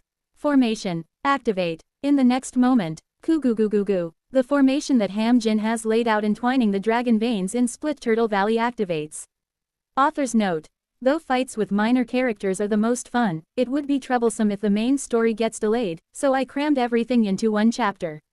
Translator notes. Some of you may have noticed the salt thing Seo Ran talked about that happened 300 years ago is actually a continuity error because it happened in the previous cycle. Think of it as if something similar happened when Seo Eun-yun fought against Seo Weol at the start of this cycle lol. Chapter 359. Is it not a joy to have friends come from afar? 3. Pot. Green light illuminates the surroundings. Ham Jin is drenched in cold sweat. Dangerous. He can feel it. If this formation activates, he will surely die. It seems that Black Tomb also senses the danger of the formation, as he glares at Ham Jin with a terrifying expression. You, what did you just do? What? It wasn't me. I didn't do anything. Ham Jin desperately denies it as he looks down at his shadow. However, his shadow, which had been that of a monster with 19 heads, has reverted back to his own. Black Tomb reaches out to Ham Jin with his face contorted into a malicious evil spirit. This won't do. Damn it. I was planning to switch bodies if something went wrong with this one, but now, it seems I'll need to scatter your soul and refine it in advance to be safe. What? Ham Jin grits his teeth. Black Tomb Old Devil extends his hand toward him. And then, it happens. The hand of Black Tomb Old Devil that is reaching out to Ham Jin pauses. Chills. A shiver runs down the old monster's spine. What is this sensation? For some reason, he finds it hard to breathe. Black Tomb looks behind himself with trembling eyes. Just who can it be? Towards where Black Tomb turned around and is looking, there is a man dressed in a white robe with black hair, sitting on the ground and observing something. Tingle. Black Tomb breaks out in a cold sweat. Since when was he there? I never felt him approaching. Is he someone who learned stealth techniques? He waves his hand toward Ham Jin. He was going to kill him just now, but he changed his mind. Now is not the time to be concerned with someone like Ham Jin. Whoosh, Kwang, the devilish fire from his hand turns into chains that wrap around Ham Jin. After subduing Ham Jin in one move, Black Tomb asks the man in white with trembling eyes. Who are you? And then, the man who has been observing the ground where a dragon vein flows, looks at Black Tomb. Tingle. Black Tomb feels an eerie shiver rising from his entire body, making it hard to breathe. What is this? This person in front of me, he's not even at the Qi refining stage. He has less energy than a mortal. Wait a minute, less spiritual energy than a mortal. That means, this isn't a living being. Chills. The more he guesses about the man's identity, the more Black Tomb feels the chills. And then, the man speaks. I'm entirely in the plane of soul, so I was wondering how you recognize me, but it's thanks to that. That thing made your soul similar to a nascent soul and placed it in the plane of soul. It's quite a remarkable artifact. As expected, he had indeed been unable to recognize him until just now. It's only thanks to the spirit tablet embedded in his heart that he can recognize this man. Black Tomb asks the man, trembling. Who are you? But the man just looks at Black Tomb and then, as if uninterested, looks back at the ground. Quote. I see, it's a formation. A formation spread across multiple planes. I thought it was just a corpse, but it's covering and hiding the formation. This structure is just like. I see. Jang Ik tried to enter the formation and this being was killed by Jang Ik while trying to prevent him from entering. Black Tomb can't understand what this person is saying. But he understands one thing. He's a being related to this artifact. Indeed, is he a guardian spirit protecting this spirit tablet? Come to think of it, the voice that activated the formation wasn't Ham Jin's, but this man's voice. Black Tomb looks up at the sky. Even if he uses the flying escape technique with all his might, the formation will explode before he can escape from this deep place back to the surface. I can't let that happen. Black Tomb makes a life or death decision. There's no time to run. I have no other choice but to subdue this being and order him to cancel the formation. It's a decision he wouldn't normally make. However, Black Tomb is confident. The power he has obtained from merging with the spirit tablet is that formidable. Cancel the formation immediately, or I will kill you. It's an astonishing formation, but I've never seen this structure before. It's a formation with a strong attraction force. If I activate this formation through attraction force, what will happen? Damn it, don't ignore me. Kududugak. Black Tomb gathers his power. From the spirit tablet merged with his heart, infinite power begins to emerge. I am now akin to a true god. No, with this power, not even the heavenly being stage heaven above heavens TNYTN can ignore me. Warurururu. The inside of the pit seems to instantly fill with Black Tomb's devilish fire. And just as Black Tomb is about to strike the man who is ignoring him. Wing, ping, quote. Huh, Black Tomb notices a sound as if something is misaligned within his body. Teeing, pieing. The next moment, kuong. Black Tomb's body explodes. Kuog. From the part of his body that exploded, a vivid green light bursts forth. And no, damn it, the power of the spirit tablet is running wild. He desperately tries to control the spirit tablet, but it's unshakable. Just then, seeing this scene, the man in white's eyes light up. So that's it. I was wondering why such a random spirit tablet was floating around the formation. Turns out it's the key, huh? The man begins to approach. Black Tomb shouts, his face contorting. Don't come any closer. You monster. Who are you calling a monster, you who devours his disciples? Ha, hua, kuong. Black Tomb struggles to control the spirit tablet while simultaneously releasing endless devilish fire toward the man. But the man appears unaffected, advancing toward Black Tomb through the devilish fire. However, at that moment, teeing, a sound resonates from the spirit tablet embedded within Black Tomb's chest. Hearing that sound, the expression on the man in white changes. This is spatial divine power. This is a bit kugugugak. The surroundings heat up with the green light from the dragon vein. The man clicks his tongue with a troubled expression, while Black Tomb looks at the man and the boiling dragon vein in terror. The green light covers the world. Kugugugugugu. Ham Jin opens his eyes. Where is this? Kohayak. He coughs and struggles to his feet. The surroundings are filled with dust. But after a while, the dust settles. Ham Jin looks around. Split Turtle Valley. Split Turtle Valley has vanished. The surroundings are nothing but rubble, the remnants of what had been Split Turtle Valley. Ham Jin, taken aback, touches his own body. How did I survive? He fails to understand. Given the explosive power of that formation, someone like Ham Jin, who had exhausted all his spiritual power, should have been obliterated in an instant. Yet, he hasn't died. What has happened? While Ham Jin is still confused. Thunk. A hand emerges from beneath the rubble. It's the hand of his master, Black Tomb Old Devil Yongok. Ham Jin flinches. Kahayak Krlog. Black Tomb emerges from under the rubble, gasping for breath. And then, he and Ham Jin lock eyes. Ham Jin quickly contemplates. Thanks to the energy from the dragon vein, my dantian is gradually filling with pure spiritual force. Can I kill Black Tomb now? But Ham Jin sees the faint green glow emanating from Black Tomb's body and suppresses his murderous intent. No, it's still dangerous. Black Tomb still has the spirit tablet's power. If I fight him, I'll lose. Barely restraining his killing intent, he speaks. Master, let me help you. Once I've gathered a bit more power from the dragon vein, I'll strike him then. Quaduduke. Using his spell, Ham Jin clears the rubble covering Black Tomb. Black Tomb takes a deep breath, vomiting blood. Black Tomb glares at Ham Jin. For a moment, their gazes meet. Black Tomb, looking around as if he can't trust Ham Jin, replies. This master finds it hard to fly. Lift the flying artifact, Ham Jin. I have another cave. Residence in Black Ridge Valley next to Split Turtle Valley. If we use the flying artifact, we'll get there quickly. Take me there. I need to take an elixir and recover my strength. Twitch. Ham Jin's eyes twitch at those words. Damn it, you cunning old man. He grits his teeth inwardly. Due to the characteristics of the Silica Earth Great Wall secrets that replenish spiritual power through the dragon vein, his recovery will be significantly hindered if his body is lifted off the ground.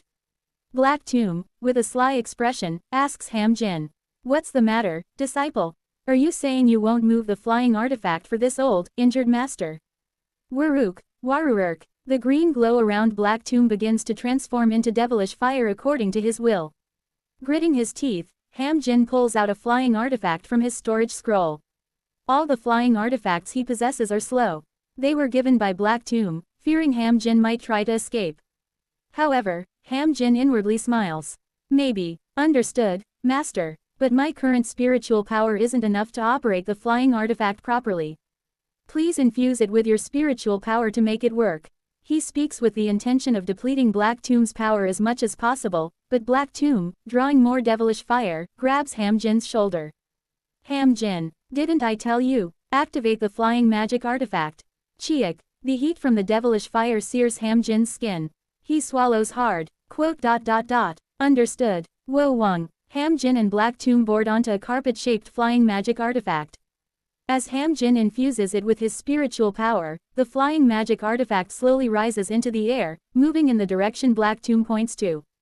Ham Jin controls the artifact towards the direction indicated by Black Tomb, while Black Tomb places his hand, generating devilish fire, on Ham Jin's back. It seems as though he is prepared to incinerate Ham Jin to dust at the slightest sign of betrayal. Flying through the sky, Ham Jin grits his teeth. Are my fellow disciples safe? Considering the recent explosion, they might all be dead. Just where has Sir Fighting Ghost disappeared to? Wasn't it Sir Fighting Ghost who activated the formation just now? Could it be that he also intended to only use and then discard me? Lost in complex thoughts, he glances down. A heap of rubble that used to be Split Turtle Valley. And the flow of heaven and earth spiritual energy in Split Turtle Valley. And, suddenly, Ham Jin's eyes brighten. The flow of heaven and earth spiritual energy is strange. In one corner of Split Turtle Valley, the spiritual energy is writhing wildly. Then, the piles of rubble in that place begin to tremble, and his fellow disciples emerge. What? Forgetting that Black Tomb is holding devilish fire against his back, Ham Jin shouts in joy. Master, look, all the seniors and juniors are alive. Strangely, most of his seniors and juniors who were in the first or second star of Chi refining are unharmed. Not even a scratch seems to be on them. As if someone had specifically protected them. At Ham Jin's shout, Black Tomb looks in the direction Ham Jin is pointing to. But contrary to Ham Jin's overflowing joy, Black Tomb's reaction is the complete opposite. Feeling something odd, Ham Jin turns to look back. Black Tomb is sweating coldly. Master, what's wrong? Wo Wang, he asks while maneuvering the flying magic artifact. Kurururung. It appears like dark clouds are gathering in the sky, but he pays it no mind. He is just curious about Black Tomb's demeanor. Master, there's a look of worry etched on your face. Then, with a pale white face, Black Tomb speaks. Chi, the sky is suddenly filled with dark clouds, and the surroundings grow dim. Drip, drop, shua. In the pouring of raindrops, the devilish fire in Black Tomb's hand is extinguished. But Black Tomb, too terrified to reignite the devilish fire, points with a trembling finger to where his disciples are crawling out. Disciple, Ham Jin, can you not see that ghost? Ham Jin looks back. There are only his seniors and juniors crawling out from where Black Tomb is pointing. Black Tomb's voice trembles. Can you not see that ghost with 19 heads, clad in immense darkness? Exclamation mark quote. Ham Jin pretends not to know and looks ahead. He steers the flying magic artifact with a composed demeanor but grins where Black Tomb can't see him. As expected, that being hasn't abandoned me. They even saved my seniors and juniors. He speaks in a calm voice, as if to reassure Black Tomb. Master, it's just the streak of rain. It's because of the sudden downpour that you're seeing things. Clench. Both of Black Tomb's hands grasp Ham Jin's shoulders. But it isn't an act of threat or intimidation. Rather, it's an action born of fear, clutching onto Ham Jin as if he is the only one he can rely on. His hands are trembling, and in his ears, he can hear the voice of the great ghost. Child, give it to me. Give me your heart. If you give me your heart, I will show you a delightful new world. If you give me your heart, you can come together with me. Come with me, and I will give you the chance to live a very enjoyable life. Black Tomb's pupils sharply constrict. It's coming. The massive great ghost with 19 heads clad in darkness is slowly following Black Tomb and Ham Jin. Where do you wish to go?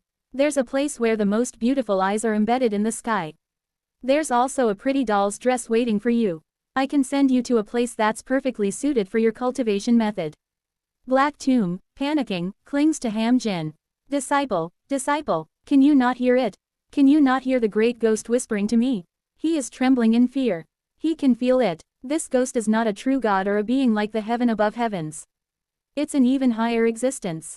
An existence beyond the sky, in the world beyond ascension. Flying slowly through the sky, Ham Jin speaks soothingly to calm Black Tomb. Please rest, master. It's just the sound of wind rustling through the raindrops. Black Tomb looks back again. The ghost is still ever approaching him. With every step it takes, its size grows even larger. Its body is like the night sky, its eyes resembling 38 red pearls. Child, give me your heart. I will let you come with me. My law protectors are also waiting for a new devotee. As the ghost waves its hand, faint visions shimmer within its dark robe. They will grant you grace in the sea where dimensions ripple. They will perform excellent procedures on you and celebrate you becoming one with us.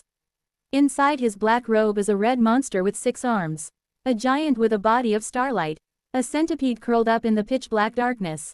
The vision of a witch commanding countless cursed dolls flickers. Black Tomb clings to Ham Jin, terrified at the thought that the ghosts inside the dark robe might reach out to him at any moment. Disciple, disciple, can you not see them? Can you not see the ghost and his 4 law protectors standing there? Ham Jin laughs as he pierces through the rain. Master, master, I see very clearly. It's just a heap of stones. Thump, thump, thump. Black Tomb's pupils tremble erratically. He pants for breath. His heart starts to ache. Before he knows it, the ghost has caught up to them, right behind them. He wants to urge Ham Jin to go faster. But the ghost's presence saps his strength. Child, I need your heart. The radiant sight of your heart gives me expectation. If you do not give me your heart, I'll use force. Clench. Finally, the massive black great ghost with 19 heads grabs Black Tomb's shoulder. Disciple, disciple, the ghost has caught me. Quadududuke. Darkness burrows into Black Tomb's body. They are curse spells, curses, all dreadful and all vile. Curses filled with unimaginable torture and pain that no ordinary devilish cultivator could ever fathom.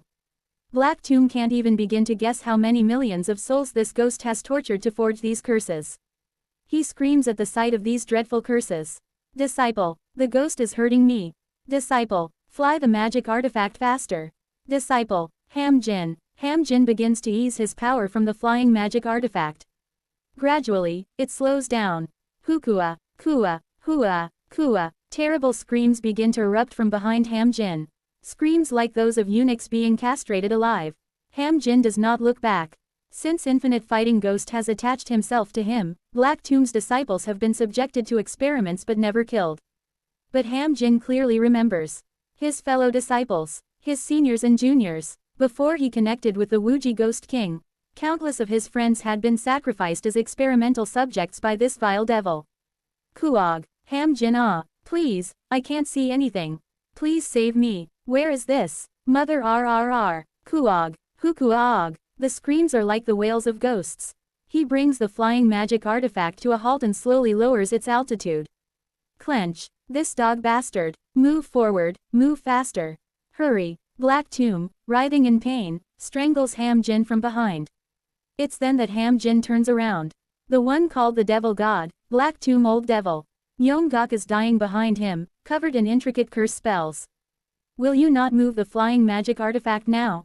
Please, disciple, please. Please. Is it perhaps his final burst of energy? Devilish fire flares up from Black Tomb's entire body. as if he is planning to go down together. But at that moment, Ham Jin feels a writhing sensation in his lower abdomen. Wriggle, wriggle, pawak. The next moment, from his lower abdomen, black darkness spews out in streams, and something pitch black emerges.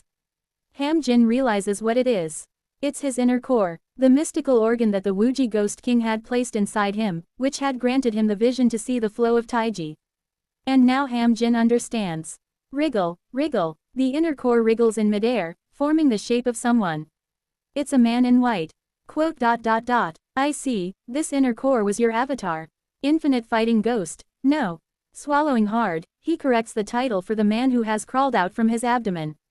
Wuji Ghost King. It turns out Infinite Fighting Ghost was never just a subordinate of the Wuji Ghost King. The Wuji Ghost King himself had breathed a part of his soul into the being. Crack, crack, the form of the man in white begins to change. Master thought the Wuji Ghost King was chasing us. It wasn't like that at all. The Wuji Ghost King had been hiding inside me all along. He now understands why he survived the explosion of the dragon vein. Creak crack, 18 heads sprout from the shoulders of the man with the benevolent appearance. Each head weeps bloody tears, and as the blood flows down, it blossoms into flowers of curses. Black Tomb, seeing the ghost that has torn out of Ham Jin's abdomen, sheds a tear. Hey, ha ha hey, ha ha hey hey hey. In the end, he seems to have lost his mind from the fear and pain, letting out a hollow laugh. The ghost with 19 heads grasps Black Tomb's head. And that is the end. The laughing Black Tomb melts into a puddle of rotten water, leaving only a single spirit tablet behind. This is the end of the one who had kidnapped countless orphans, conducted numerous cruel experiments, and taken innumerable lives as if they were expendable. The final moments of Yua's final sage god. Black Tomb Old Devil, Yong-gok. Ham Jin closes his eyes as the raindrops fall. Finally, he understands who the Wuji Ghost King truly is. They are the same person who had always protected him by his side, the Infinite Fighting Ghost. He smiles, understanding that the chill-inducing, terrifyingly grotesque Wuji Ghost King is an entity he can trust. I am free. The Wuji Ghost King glances briefly at Ham Jin and then raises the Jade Green Spirit Tablet. The buzzing Jade Green Spirit Tablet expresses rejection in the hands of the core formation stage Black Tomb, but it stops vibrating when held by the Ghost King. It's as if it acknowledges that they are sufficiently qualified to handle it. Wing. As they grasp the Spirit Tablet, it emits a jade green light, scattering rays around. I supply energy to the Gang Sphere avatar and look around. Although it appears invisible to Ham Jin, the power of the Jade Green Spirit Tablet is distorting the surrounding space and plane, forming a formation. This formation is. The formation creates a barrier that covers the surrounding area like a water droplet. Geeing. While those with lower cultivation seem incapable of comprehending it, I realize that the formation has activated and separated this area from the decaying corpse realm. While the formation is active, this area has become an entirely different otherworld from the decaying corpse realm. I look at the sky and read the attraction force. The formation's attraction force is intertwining in the void, drawing strange patterns. This water droplet-like otherworld seems to have some specific function, but I can't discern what it is. I suppose some more research is necessary. This is something that a star-shattering esteemed one had tried to protect from Jang Ik. Further research might yield something interesting. Wing. I disperse the attraction force applied to the Spirit Tablet. As the Spirit Tablet loses its light, the formation deactivates. Simultaneously, the otherworld that was separated from the decaying corpse realm returns to its original state. I can feel the natural flow of heaven and earth's spiritual energy harmonizing with this world once again. I nod and speak to Ham Jin. The inner core I bestowed upon you was my Gang Sphere clone. But now that all its power has been consumed, you will no longer be able to use the eyes that see heaven and earth's spiritual energy. Will you be alright? Quote. It's alright. Instead, I've gained something even more precious, so I'm satisfied. TSTSTSTSTSTS. I release my Ghost King transformation and pat Ham Jin's head. Freedom is a precious thing. Due to my celestial energy guidance, it will pour heavily in this vicinity for the next 3 days, so take your fellow disciples and seek shelter elsewhere. And keep this safe. I entrust the Spirit Tablet to him. As I need to study this, continue summoning me. I will assist you each time. Unfortunately, I am currently observing this world through the supervisory jade rather than the void spirit pond, so I can't accept the Spirit Tablet myself. Instead, I will often descend to this world to study the tablet entrusted to Ham Jin. I must go now. It seems more guests have arrived at my home. I begin to withdraw my consciousness, and Hamjin bows deeply to me. Quote. Thank you, Wuji Ghost King. No, pot. Quote. Oh God. As I withdraw my consciousness, Hamjin's bowing figure is the last thing I see. Wo Wang, Pasasasik. When I open my eyes, I am back in front of Seo Ran and Shiho. Sorry about that. It took a bit longer than expected. It's nothing. Was there something necessary to attend to in the lower realms? There was something I needed to take care of briefly. But more importantly, I'll go greet the guests and come back. Wait here for a moment. Yes, understood. Leaving Seo Ran and Shiho in the room, I exit the Wuji religious hall. Outside, shrimp, turtles, and seahorses from the aquatic demon race surround the Twilight Domain. Who are you people? My voice echoes throughout the entire Twilight Domain, causing them to flinch before shouting loudly. We are envoys sent on behalf of the ruler of the Wei Jungsi Domain, the governing Dragon Palace Lord Yukrin. You beings from another dimension have committed a grave disrespect by abducting and endangering the life of our Lord's daughter. Kneel and repent immediately, and release the Lord's daughter. The Lord's name is Yukrin. So, does that mean the daughter's name is Yukyo? That's right. Bring the daughter out here at once. Our Lord's Dharma treasure has detected her life in danger. That profligate Koi who deceived Seo Ran and went around committing fraud without any protection is the Lord's daughter, how absurd. Though I find it somewhat ridiculous, I nod. After all, it's a mistake and disrespect on my part to have her torn apart by Shiho despite being a guest. I apologize for that. I will provide proper compensation. She is currently undergoing treatment, so once it's done, I will immediately send her back an offer appropriate. At that moment, I sense the shrimp demon beast sending a voice transmission to the turtle demon beast who was scolding me. The turtle demon then laughs and shouts. There she is. Everyone, attack. We must rescue Lady Yukyo and take her back. The aquatic demon beasts simultaneously launch an attack toward the honored guest room where Yukyo is staying. Quackakakabang. The honored guest room collapses, and I see the bodies of hard-working and diligent cursed dolls working inside getting damaged. Yukyo, who is receiving treatment, is visibly alarmed. When she sees the aquatic demon beasts floating in the air, she panics and starts to flee in the opposite direction. Lady Yukyo, where are you going? Kugugugik. As the turtle demon beast stretches its foot towards her, a powerful attraction force forms and begins pulling Yukyo. Judging by the attraction force, it seems to be at the grand perfection 4-axis stage. However, I feel great displeasure and release my own attraction force to neutralize their power. Do you wish to die? I clearly stated I would return her after treatment, yet you destroy my order's building and harm my followers. Shut up. You recklessly invaded our sea domain and threatened the virtuous residents of Sacred Orchid Island, driving them all away. How dare you act like the victim? We threatened them, drove them all away. Kugugugugik. I clench my teeth and activate my Ghost King transformation. You dare underestimate my religious order, assuming I am only at the 4-axis stage. You bastard, how dare you? Silence. Boom. Before the turtle demon can utter another word, I unleash the All-Heaven Sword, blowing him up instantly. The turtle demon at the grand perfection 4-axis stage explodes and dies. Quote. Quote. The complexions of the aquatic demon beasts surrounding the Twilight Domain turn pale. I was originally planning to apologize, but I have changed my mind. Have your lord come here and apologize directly for injuring the followers of my order and compensate them. If not, not only will Yukyo, who you claim is the lord's daughter, never return, but neither will any of you.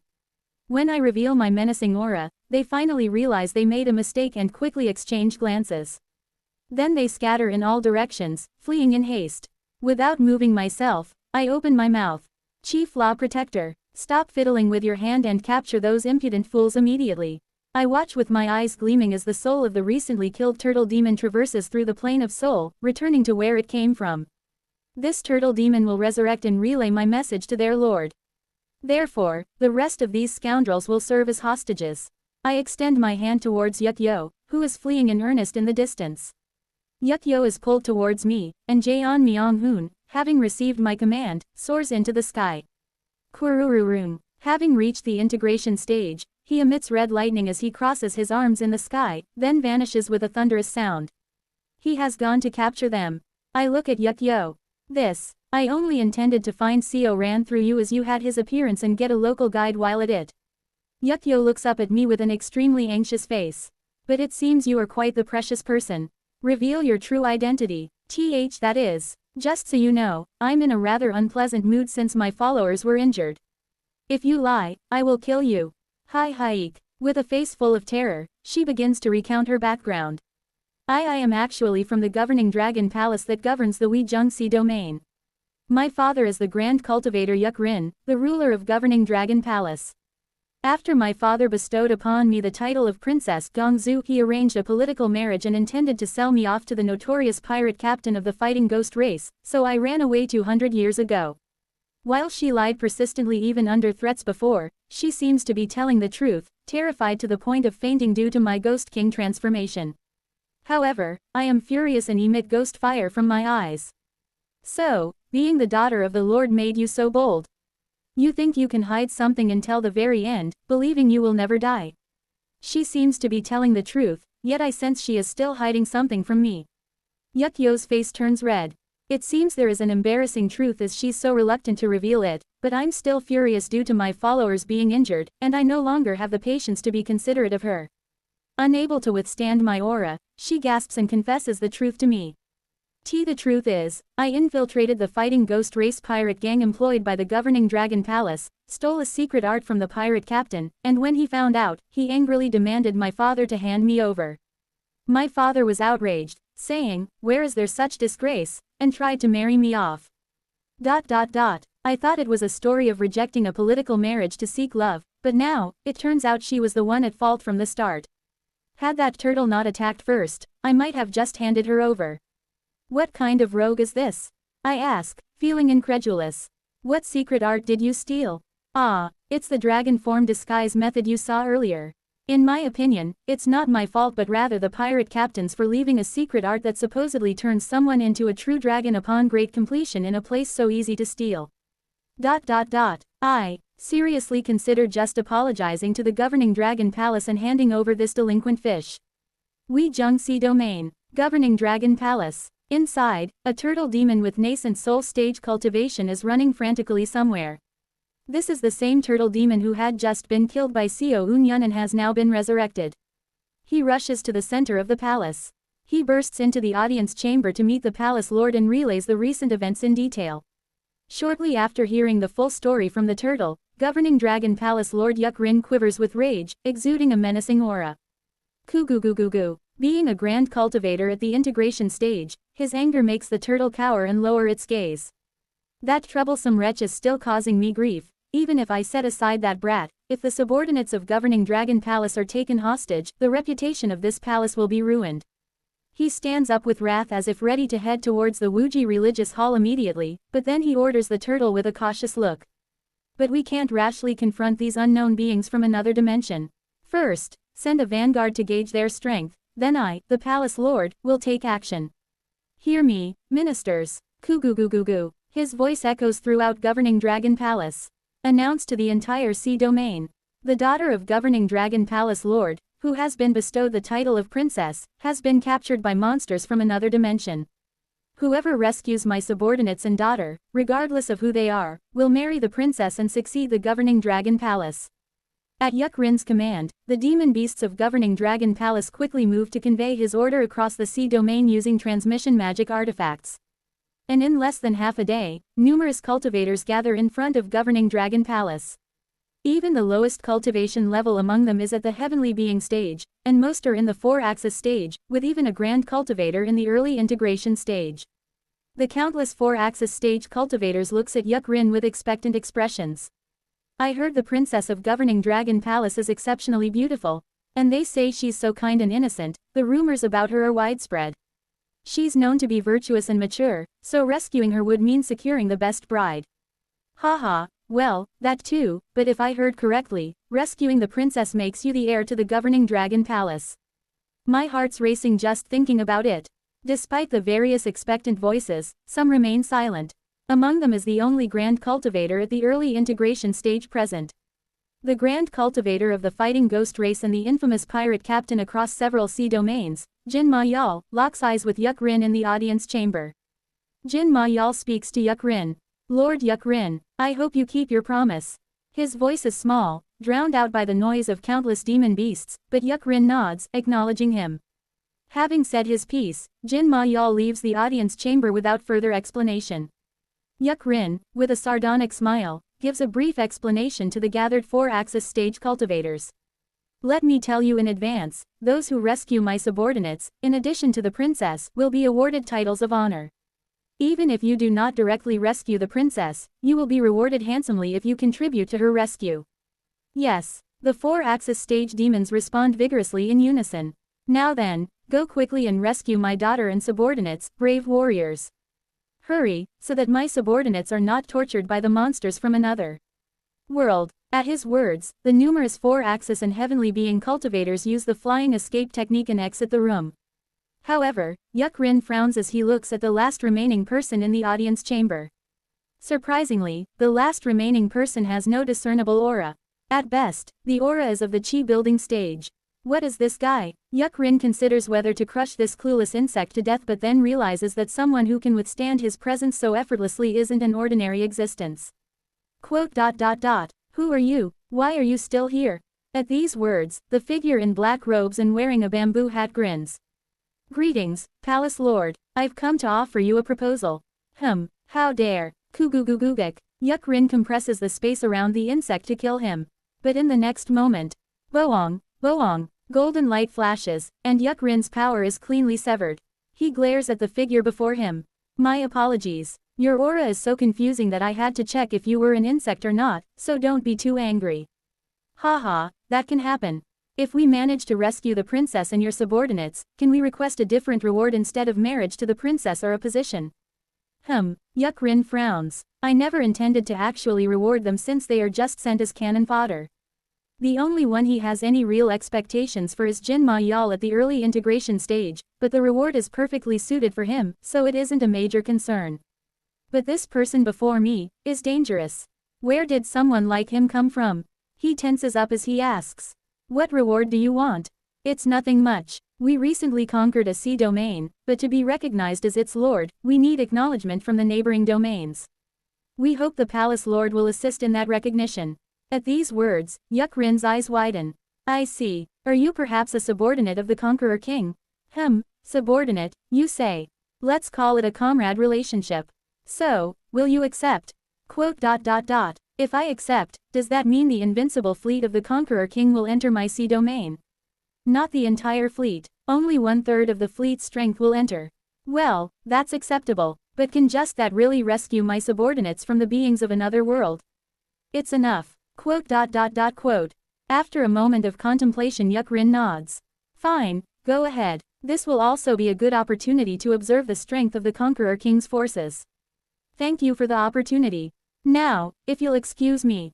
Step. As the black-clad figure walks out of the audience chamber, Yuk-Rin speaks.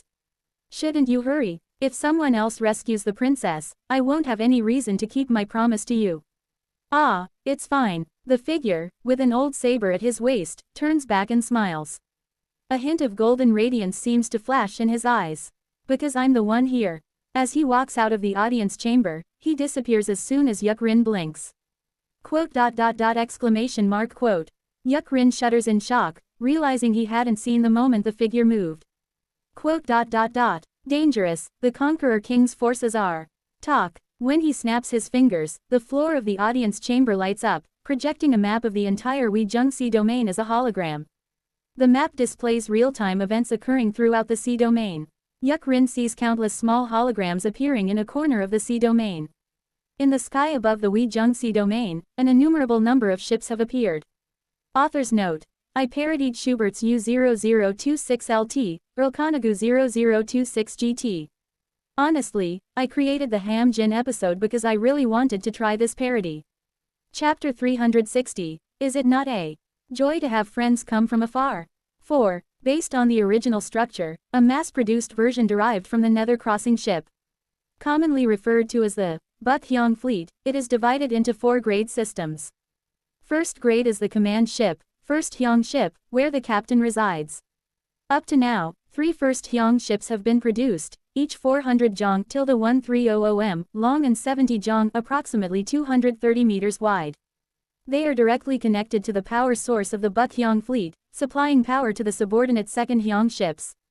The combat power of the first Hyang ship ranges from a maximum of Grand Perfection Heavenly Being to a minimum of the early Heavenly Being stage. Second grade is the second Hyang ship, used in full-scale fleet battles. Up to now, 31 second Hyang ships have been produced, each 100 jong approximately 330 meters long and 10 jong approximately 33 meters wide. These ships receive power from the first Hyang ships and supply it to the subordinate third Hyang ships. The combat power of the second Hyang ship ranges from a maximum of the early Heavenly Being stage to the minimum of mid-nascent soul stage.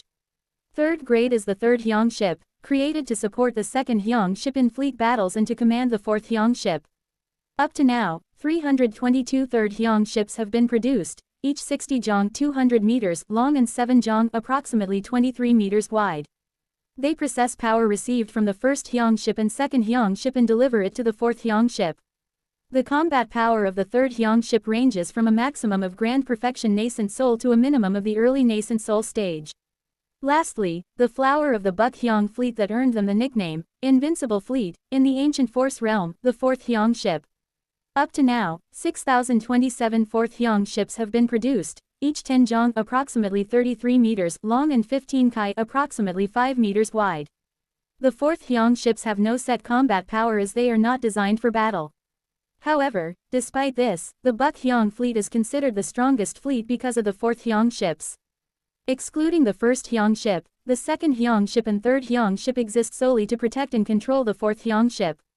The Baekhyang fleet is not focused on combat power, and even with all 6,383 ships combined, their power only equates to the late 4-axis stage. Currently, with only about a third of their fleet, their combat power is roughly at the early to mid 4-axis stage. But on the command ship of the Baekhyang fleet, the fleet commander standing at the bow of the first Hyang ship, a woman in white, looks relaxed. First fleet will be divided into 5 squadrons of 200 ships each.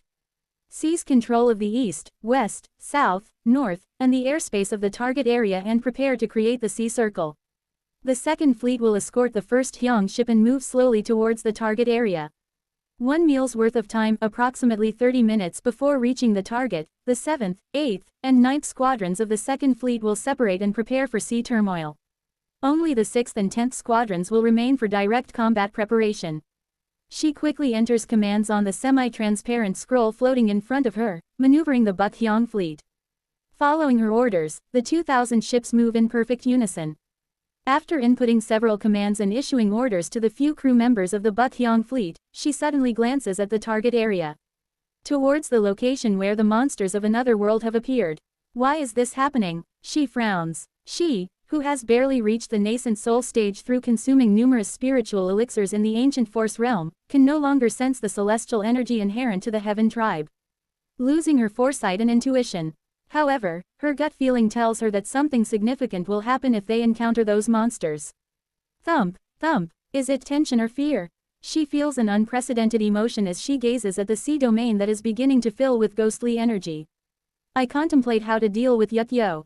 This has become quite troublesome. Had I known this would happen, I would have interrogated Yukyo first. If I had known about Yukyo's identity and background, I would have simply thrown her to the governing dragon palace's demon beasts for punishment. But who could have predicted this turn of events? When I glare at Yukyo with displeasure, she, despite being a koi, breaks out in a cold sweat and tries to change the atmosphere.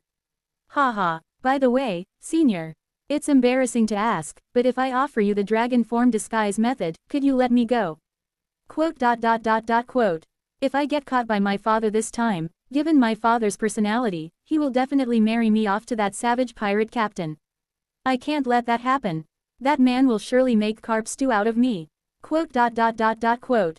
She gives a long speech about the cruelty and savagery of Jin Ma-yal, the pirate captain of the fighting ghost race, but I just click my tongue.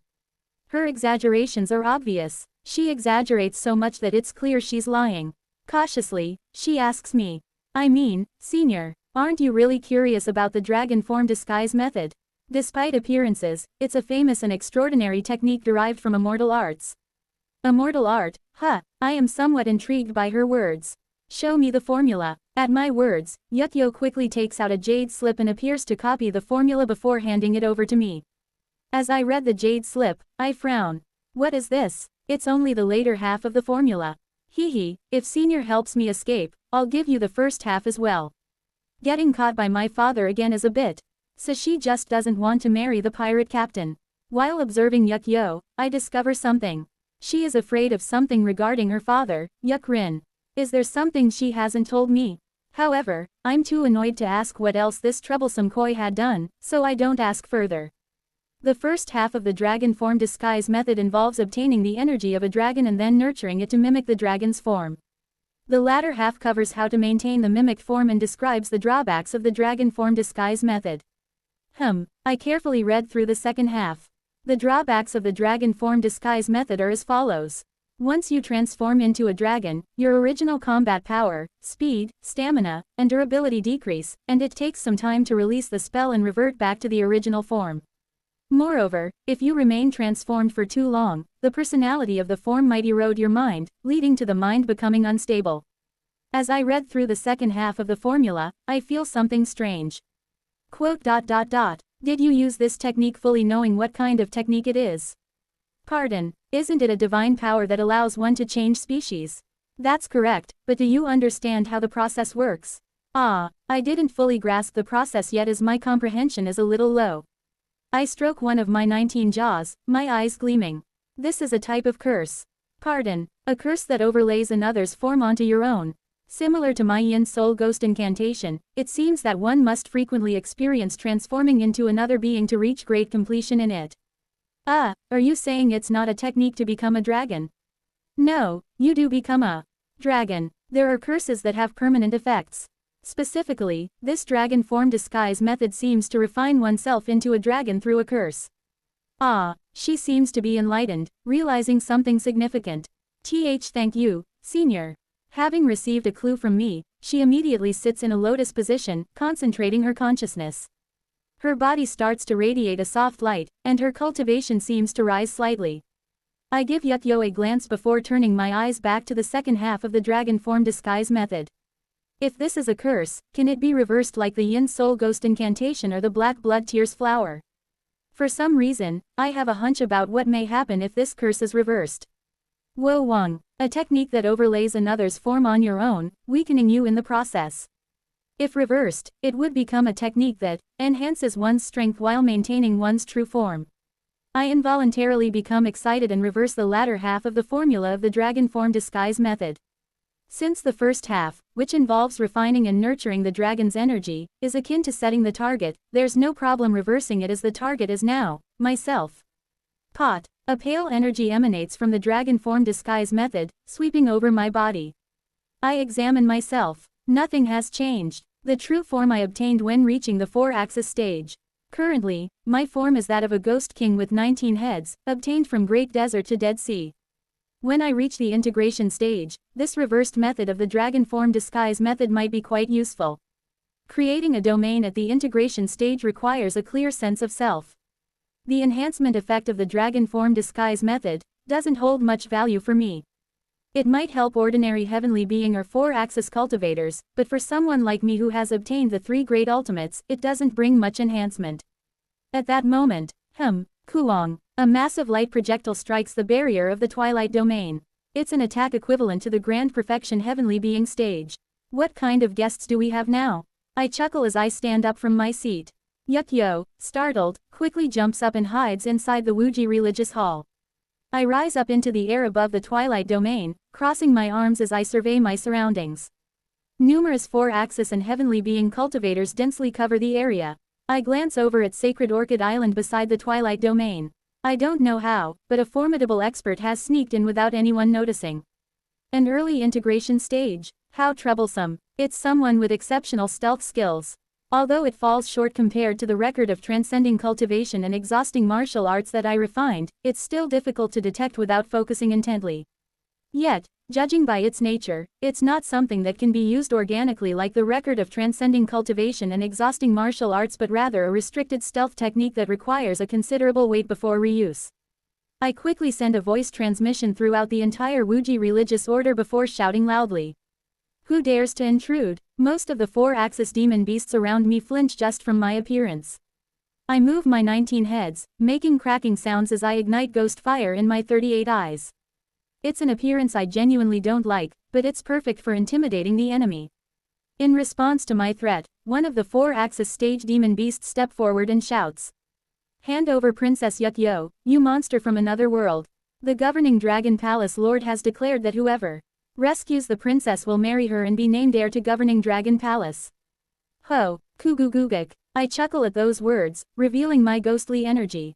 As yin energy surges from my 19 heads, the surrounding sea domain quickly fills with ghostly energy. Kia, Kua, Kyak. Countless cursed dolls emerge from every corner of the twilight domain, making rattling noises and shrieking ghostly wails. Kugugugugu. The heaven and earth spiritual energy twists violently due to my attraction force, causing the entire nearby space to shake as if it will tear apart. The attraction forces of the 4-axis stage cultivators are nullified by my power, causing some of them who are flying using attraction force to nearly fall from the sky. Their faces darken. They seem to roughly grasp my level of power. With ghost fire blazing in my 38 eyes, I speak. If you wish to die, come at me. Upon hearing my words, about 48 4-axis stage cultivators hesitate and retreat slowly, while the hundreds of heavenly being stage cultivators show signs of panic, contemplating escape. Good, I can resolve this peacefully. I smile inwardly. By giving them such a ferocious impression, they are likely to show reluctance and leave. Of course, I don't know about the hidden early integration stage cultivator, but dealing with just one of them will not be a problem. That's what I thought. Pot, Totic. A gust of wind blows from afar, and a golden figure appears above the Wuji religious hall, standing with hands behind his back. A black bamboo hat and black martial robes. And an old saber hanging at his waist. Finally, an all too familiar heart essence. I stare at the man with blank eyes. Ah, come to think of it, I had momentarily forgotten that he is in this world. Ignoring the rabble eyeing the twilight domain, I leap toward Kim Young-hoon, who landed on the roof of the Wuji religious hall.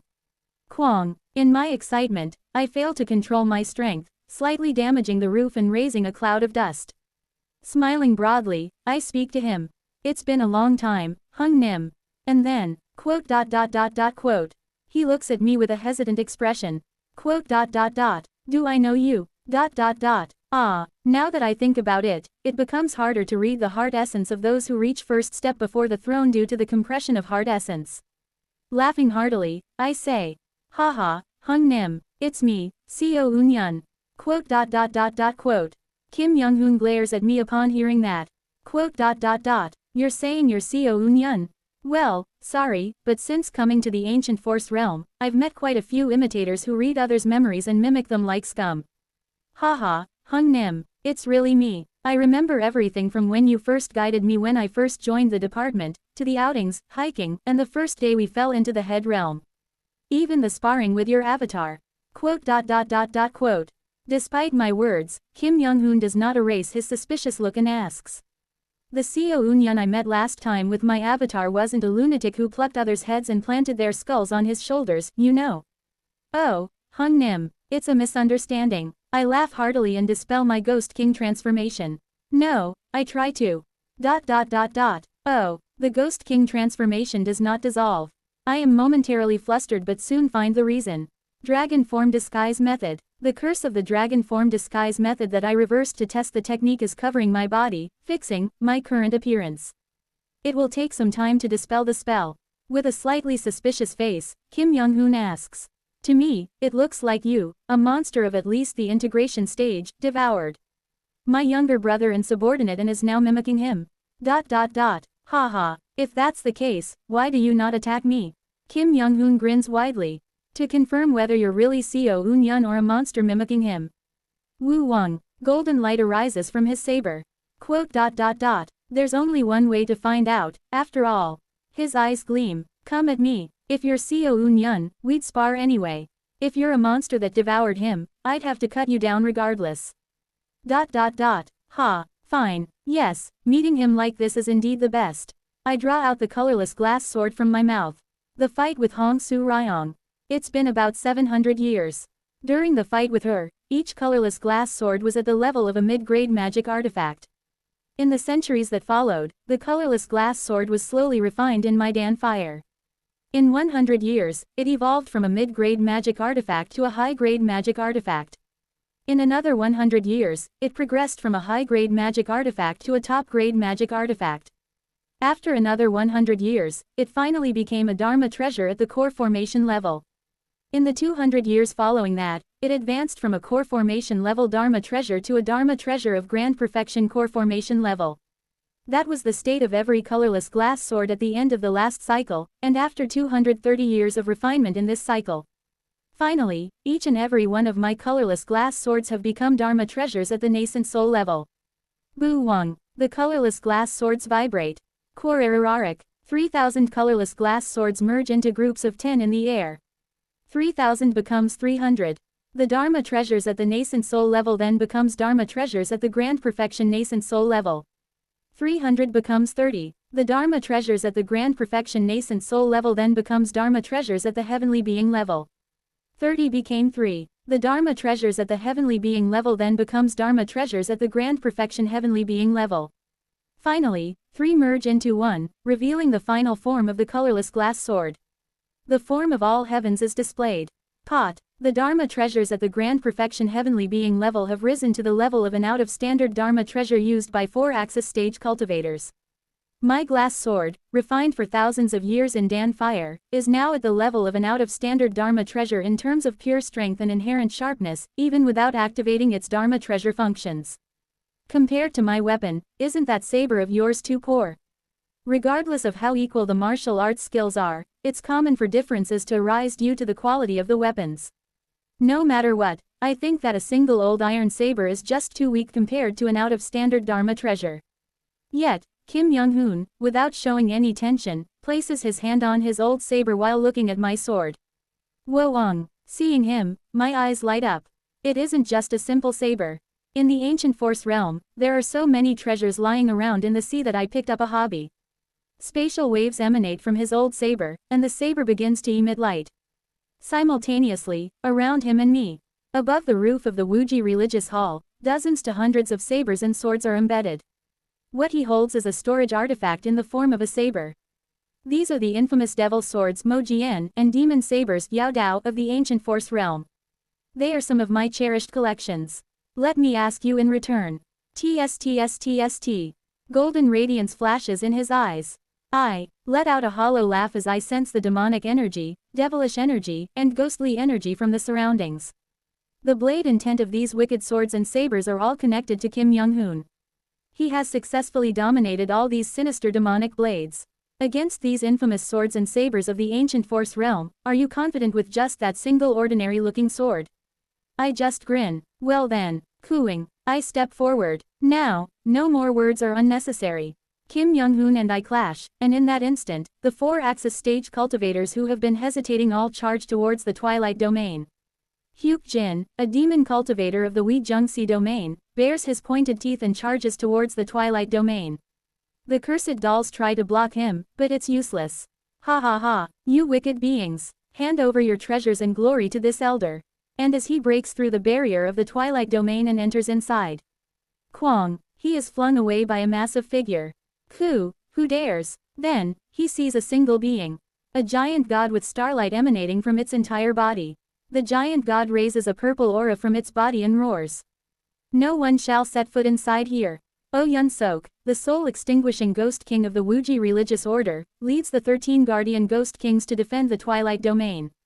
The right law protector and the guardian ghost kings clash with the heavenly being and 4-axis stage cultivators targeting the Twilight Domain. The early integration stage grand cultivator hiding in Sacred Orchid Island. Jin Ma-yal emerges from his hiding and enters the Twilight Domain. He searches for Yukyo with a fishy smile on his face. While those maggot fools stall for time, I'll find Yukyo and the hostages and take them away. He flies towards the place where he felt Yukyo's presence. Is it here? Kwang. He finds a building and immediately distorts and tears apart the space surrounding it. Inside the building, a trembling Yukyo and a somewhat haggard-looking man who is gently caressing a fried hand are present. Here you are, princess. Let's go together. Ignoring the haggard-looking man, he approaches Yukyo. But in the next moment, chills. Jin Ma-yal steps back in shock. What was that just now? He suddenly saw a vision of his entire body being fried. Jin Ma Yal locks eyes with the haggard-looking man, whom he suspects had sent the vision. So, you're the one protecting the hostages. Then, the man who was tenderly caressing the hand suddenly contorts his face into a malevolent evil spirit. Are you, the one who interrupted my time with Sohei? What, you bastard, I'll fry you to death, leaving only your hands. Thus, Jin Ma Yal collides with the chief law protector of the Wuji religious order.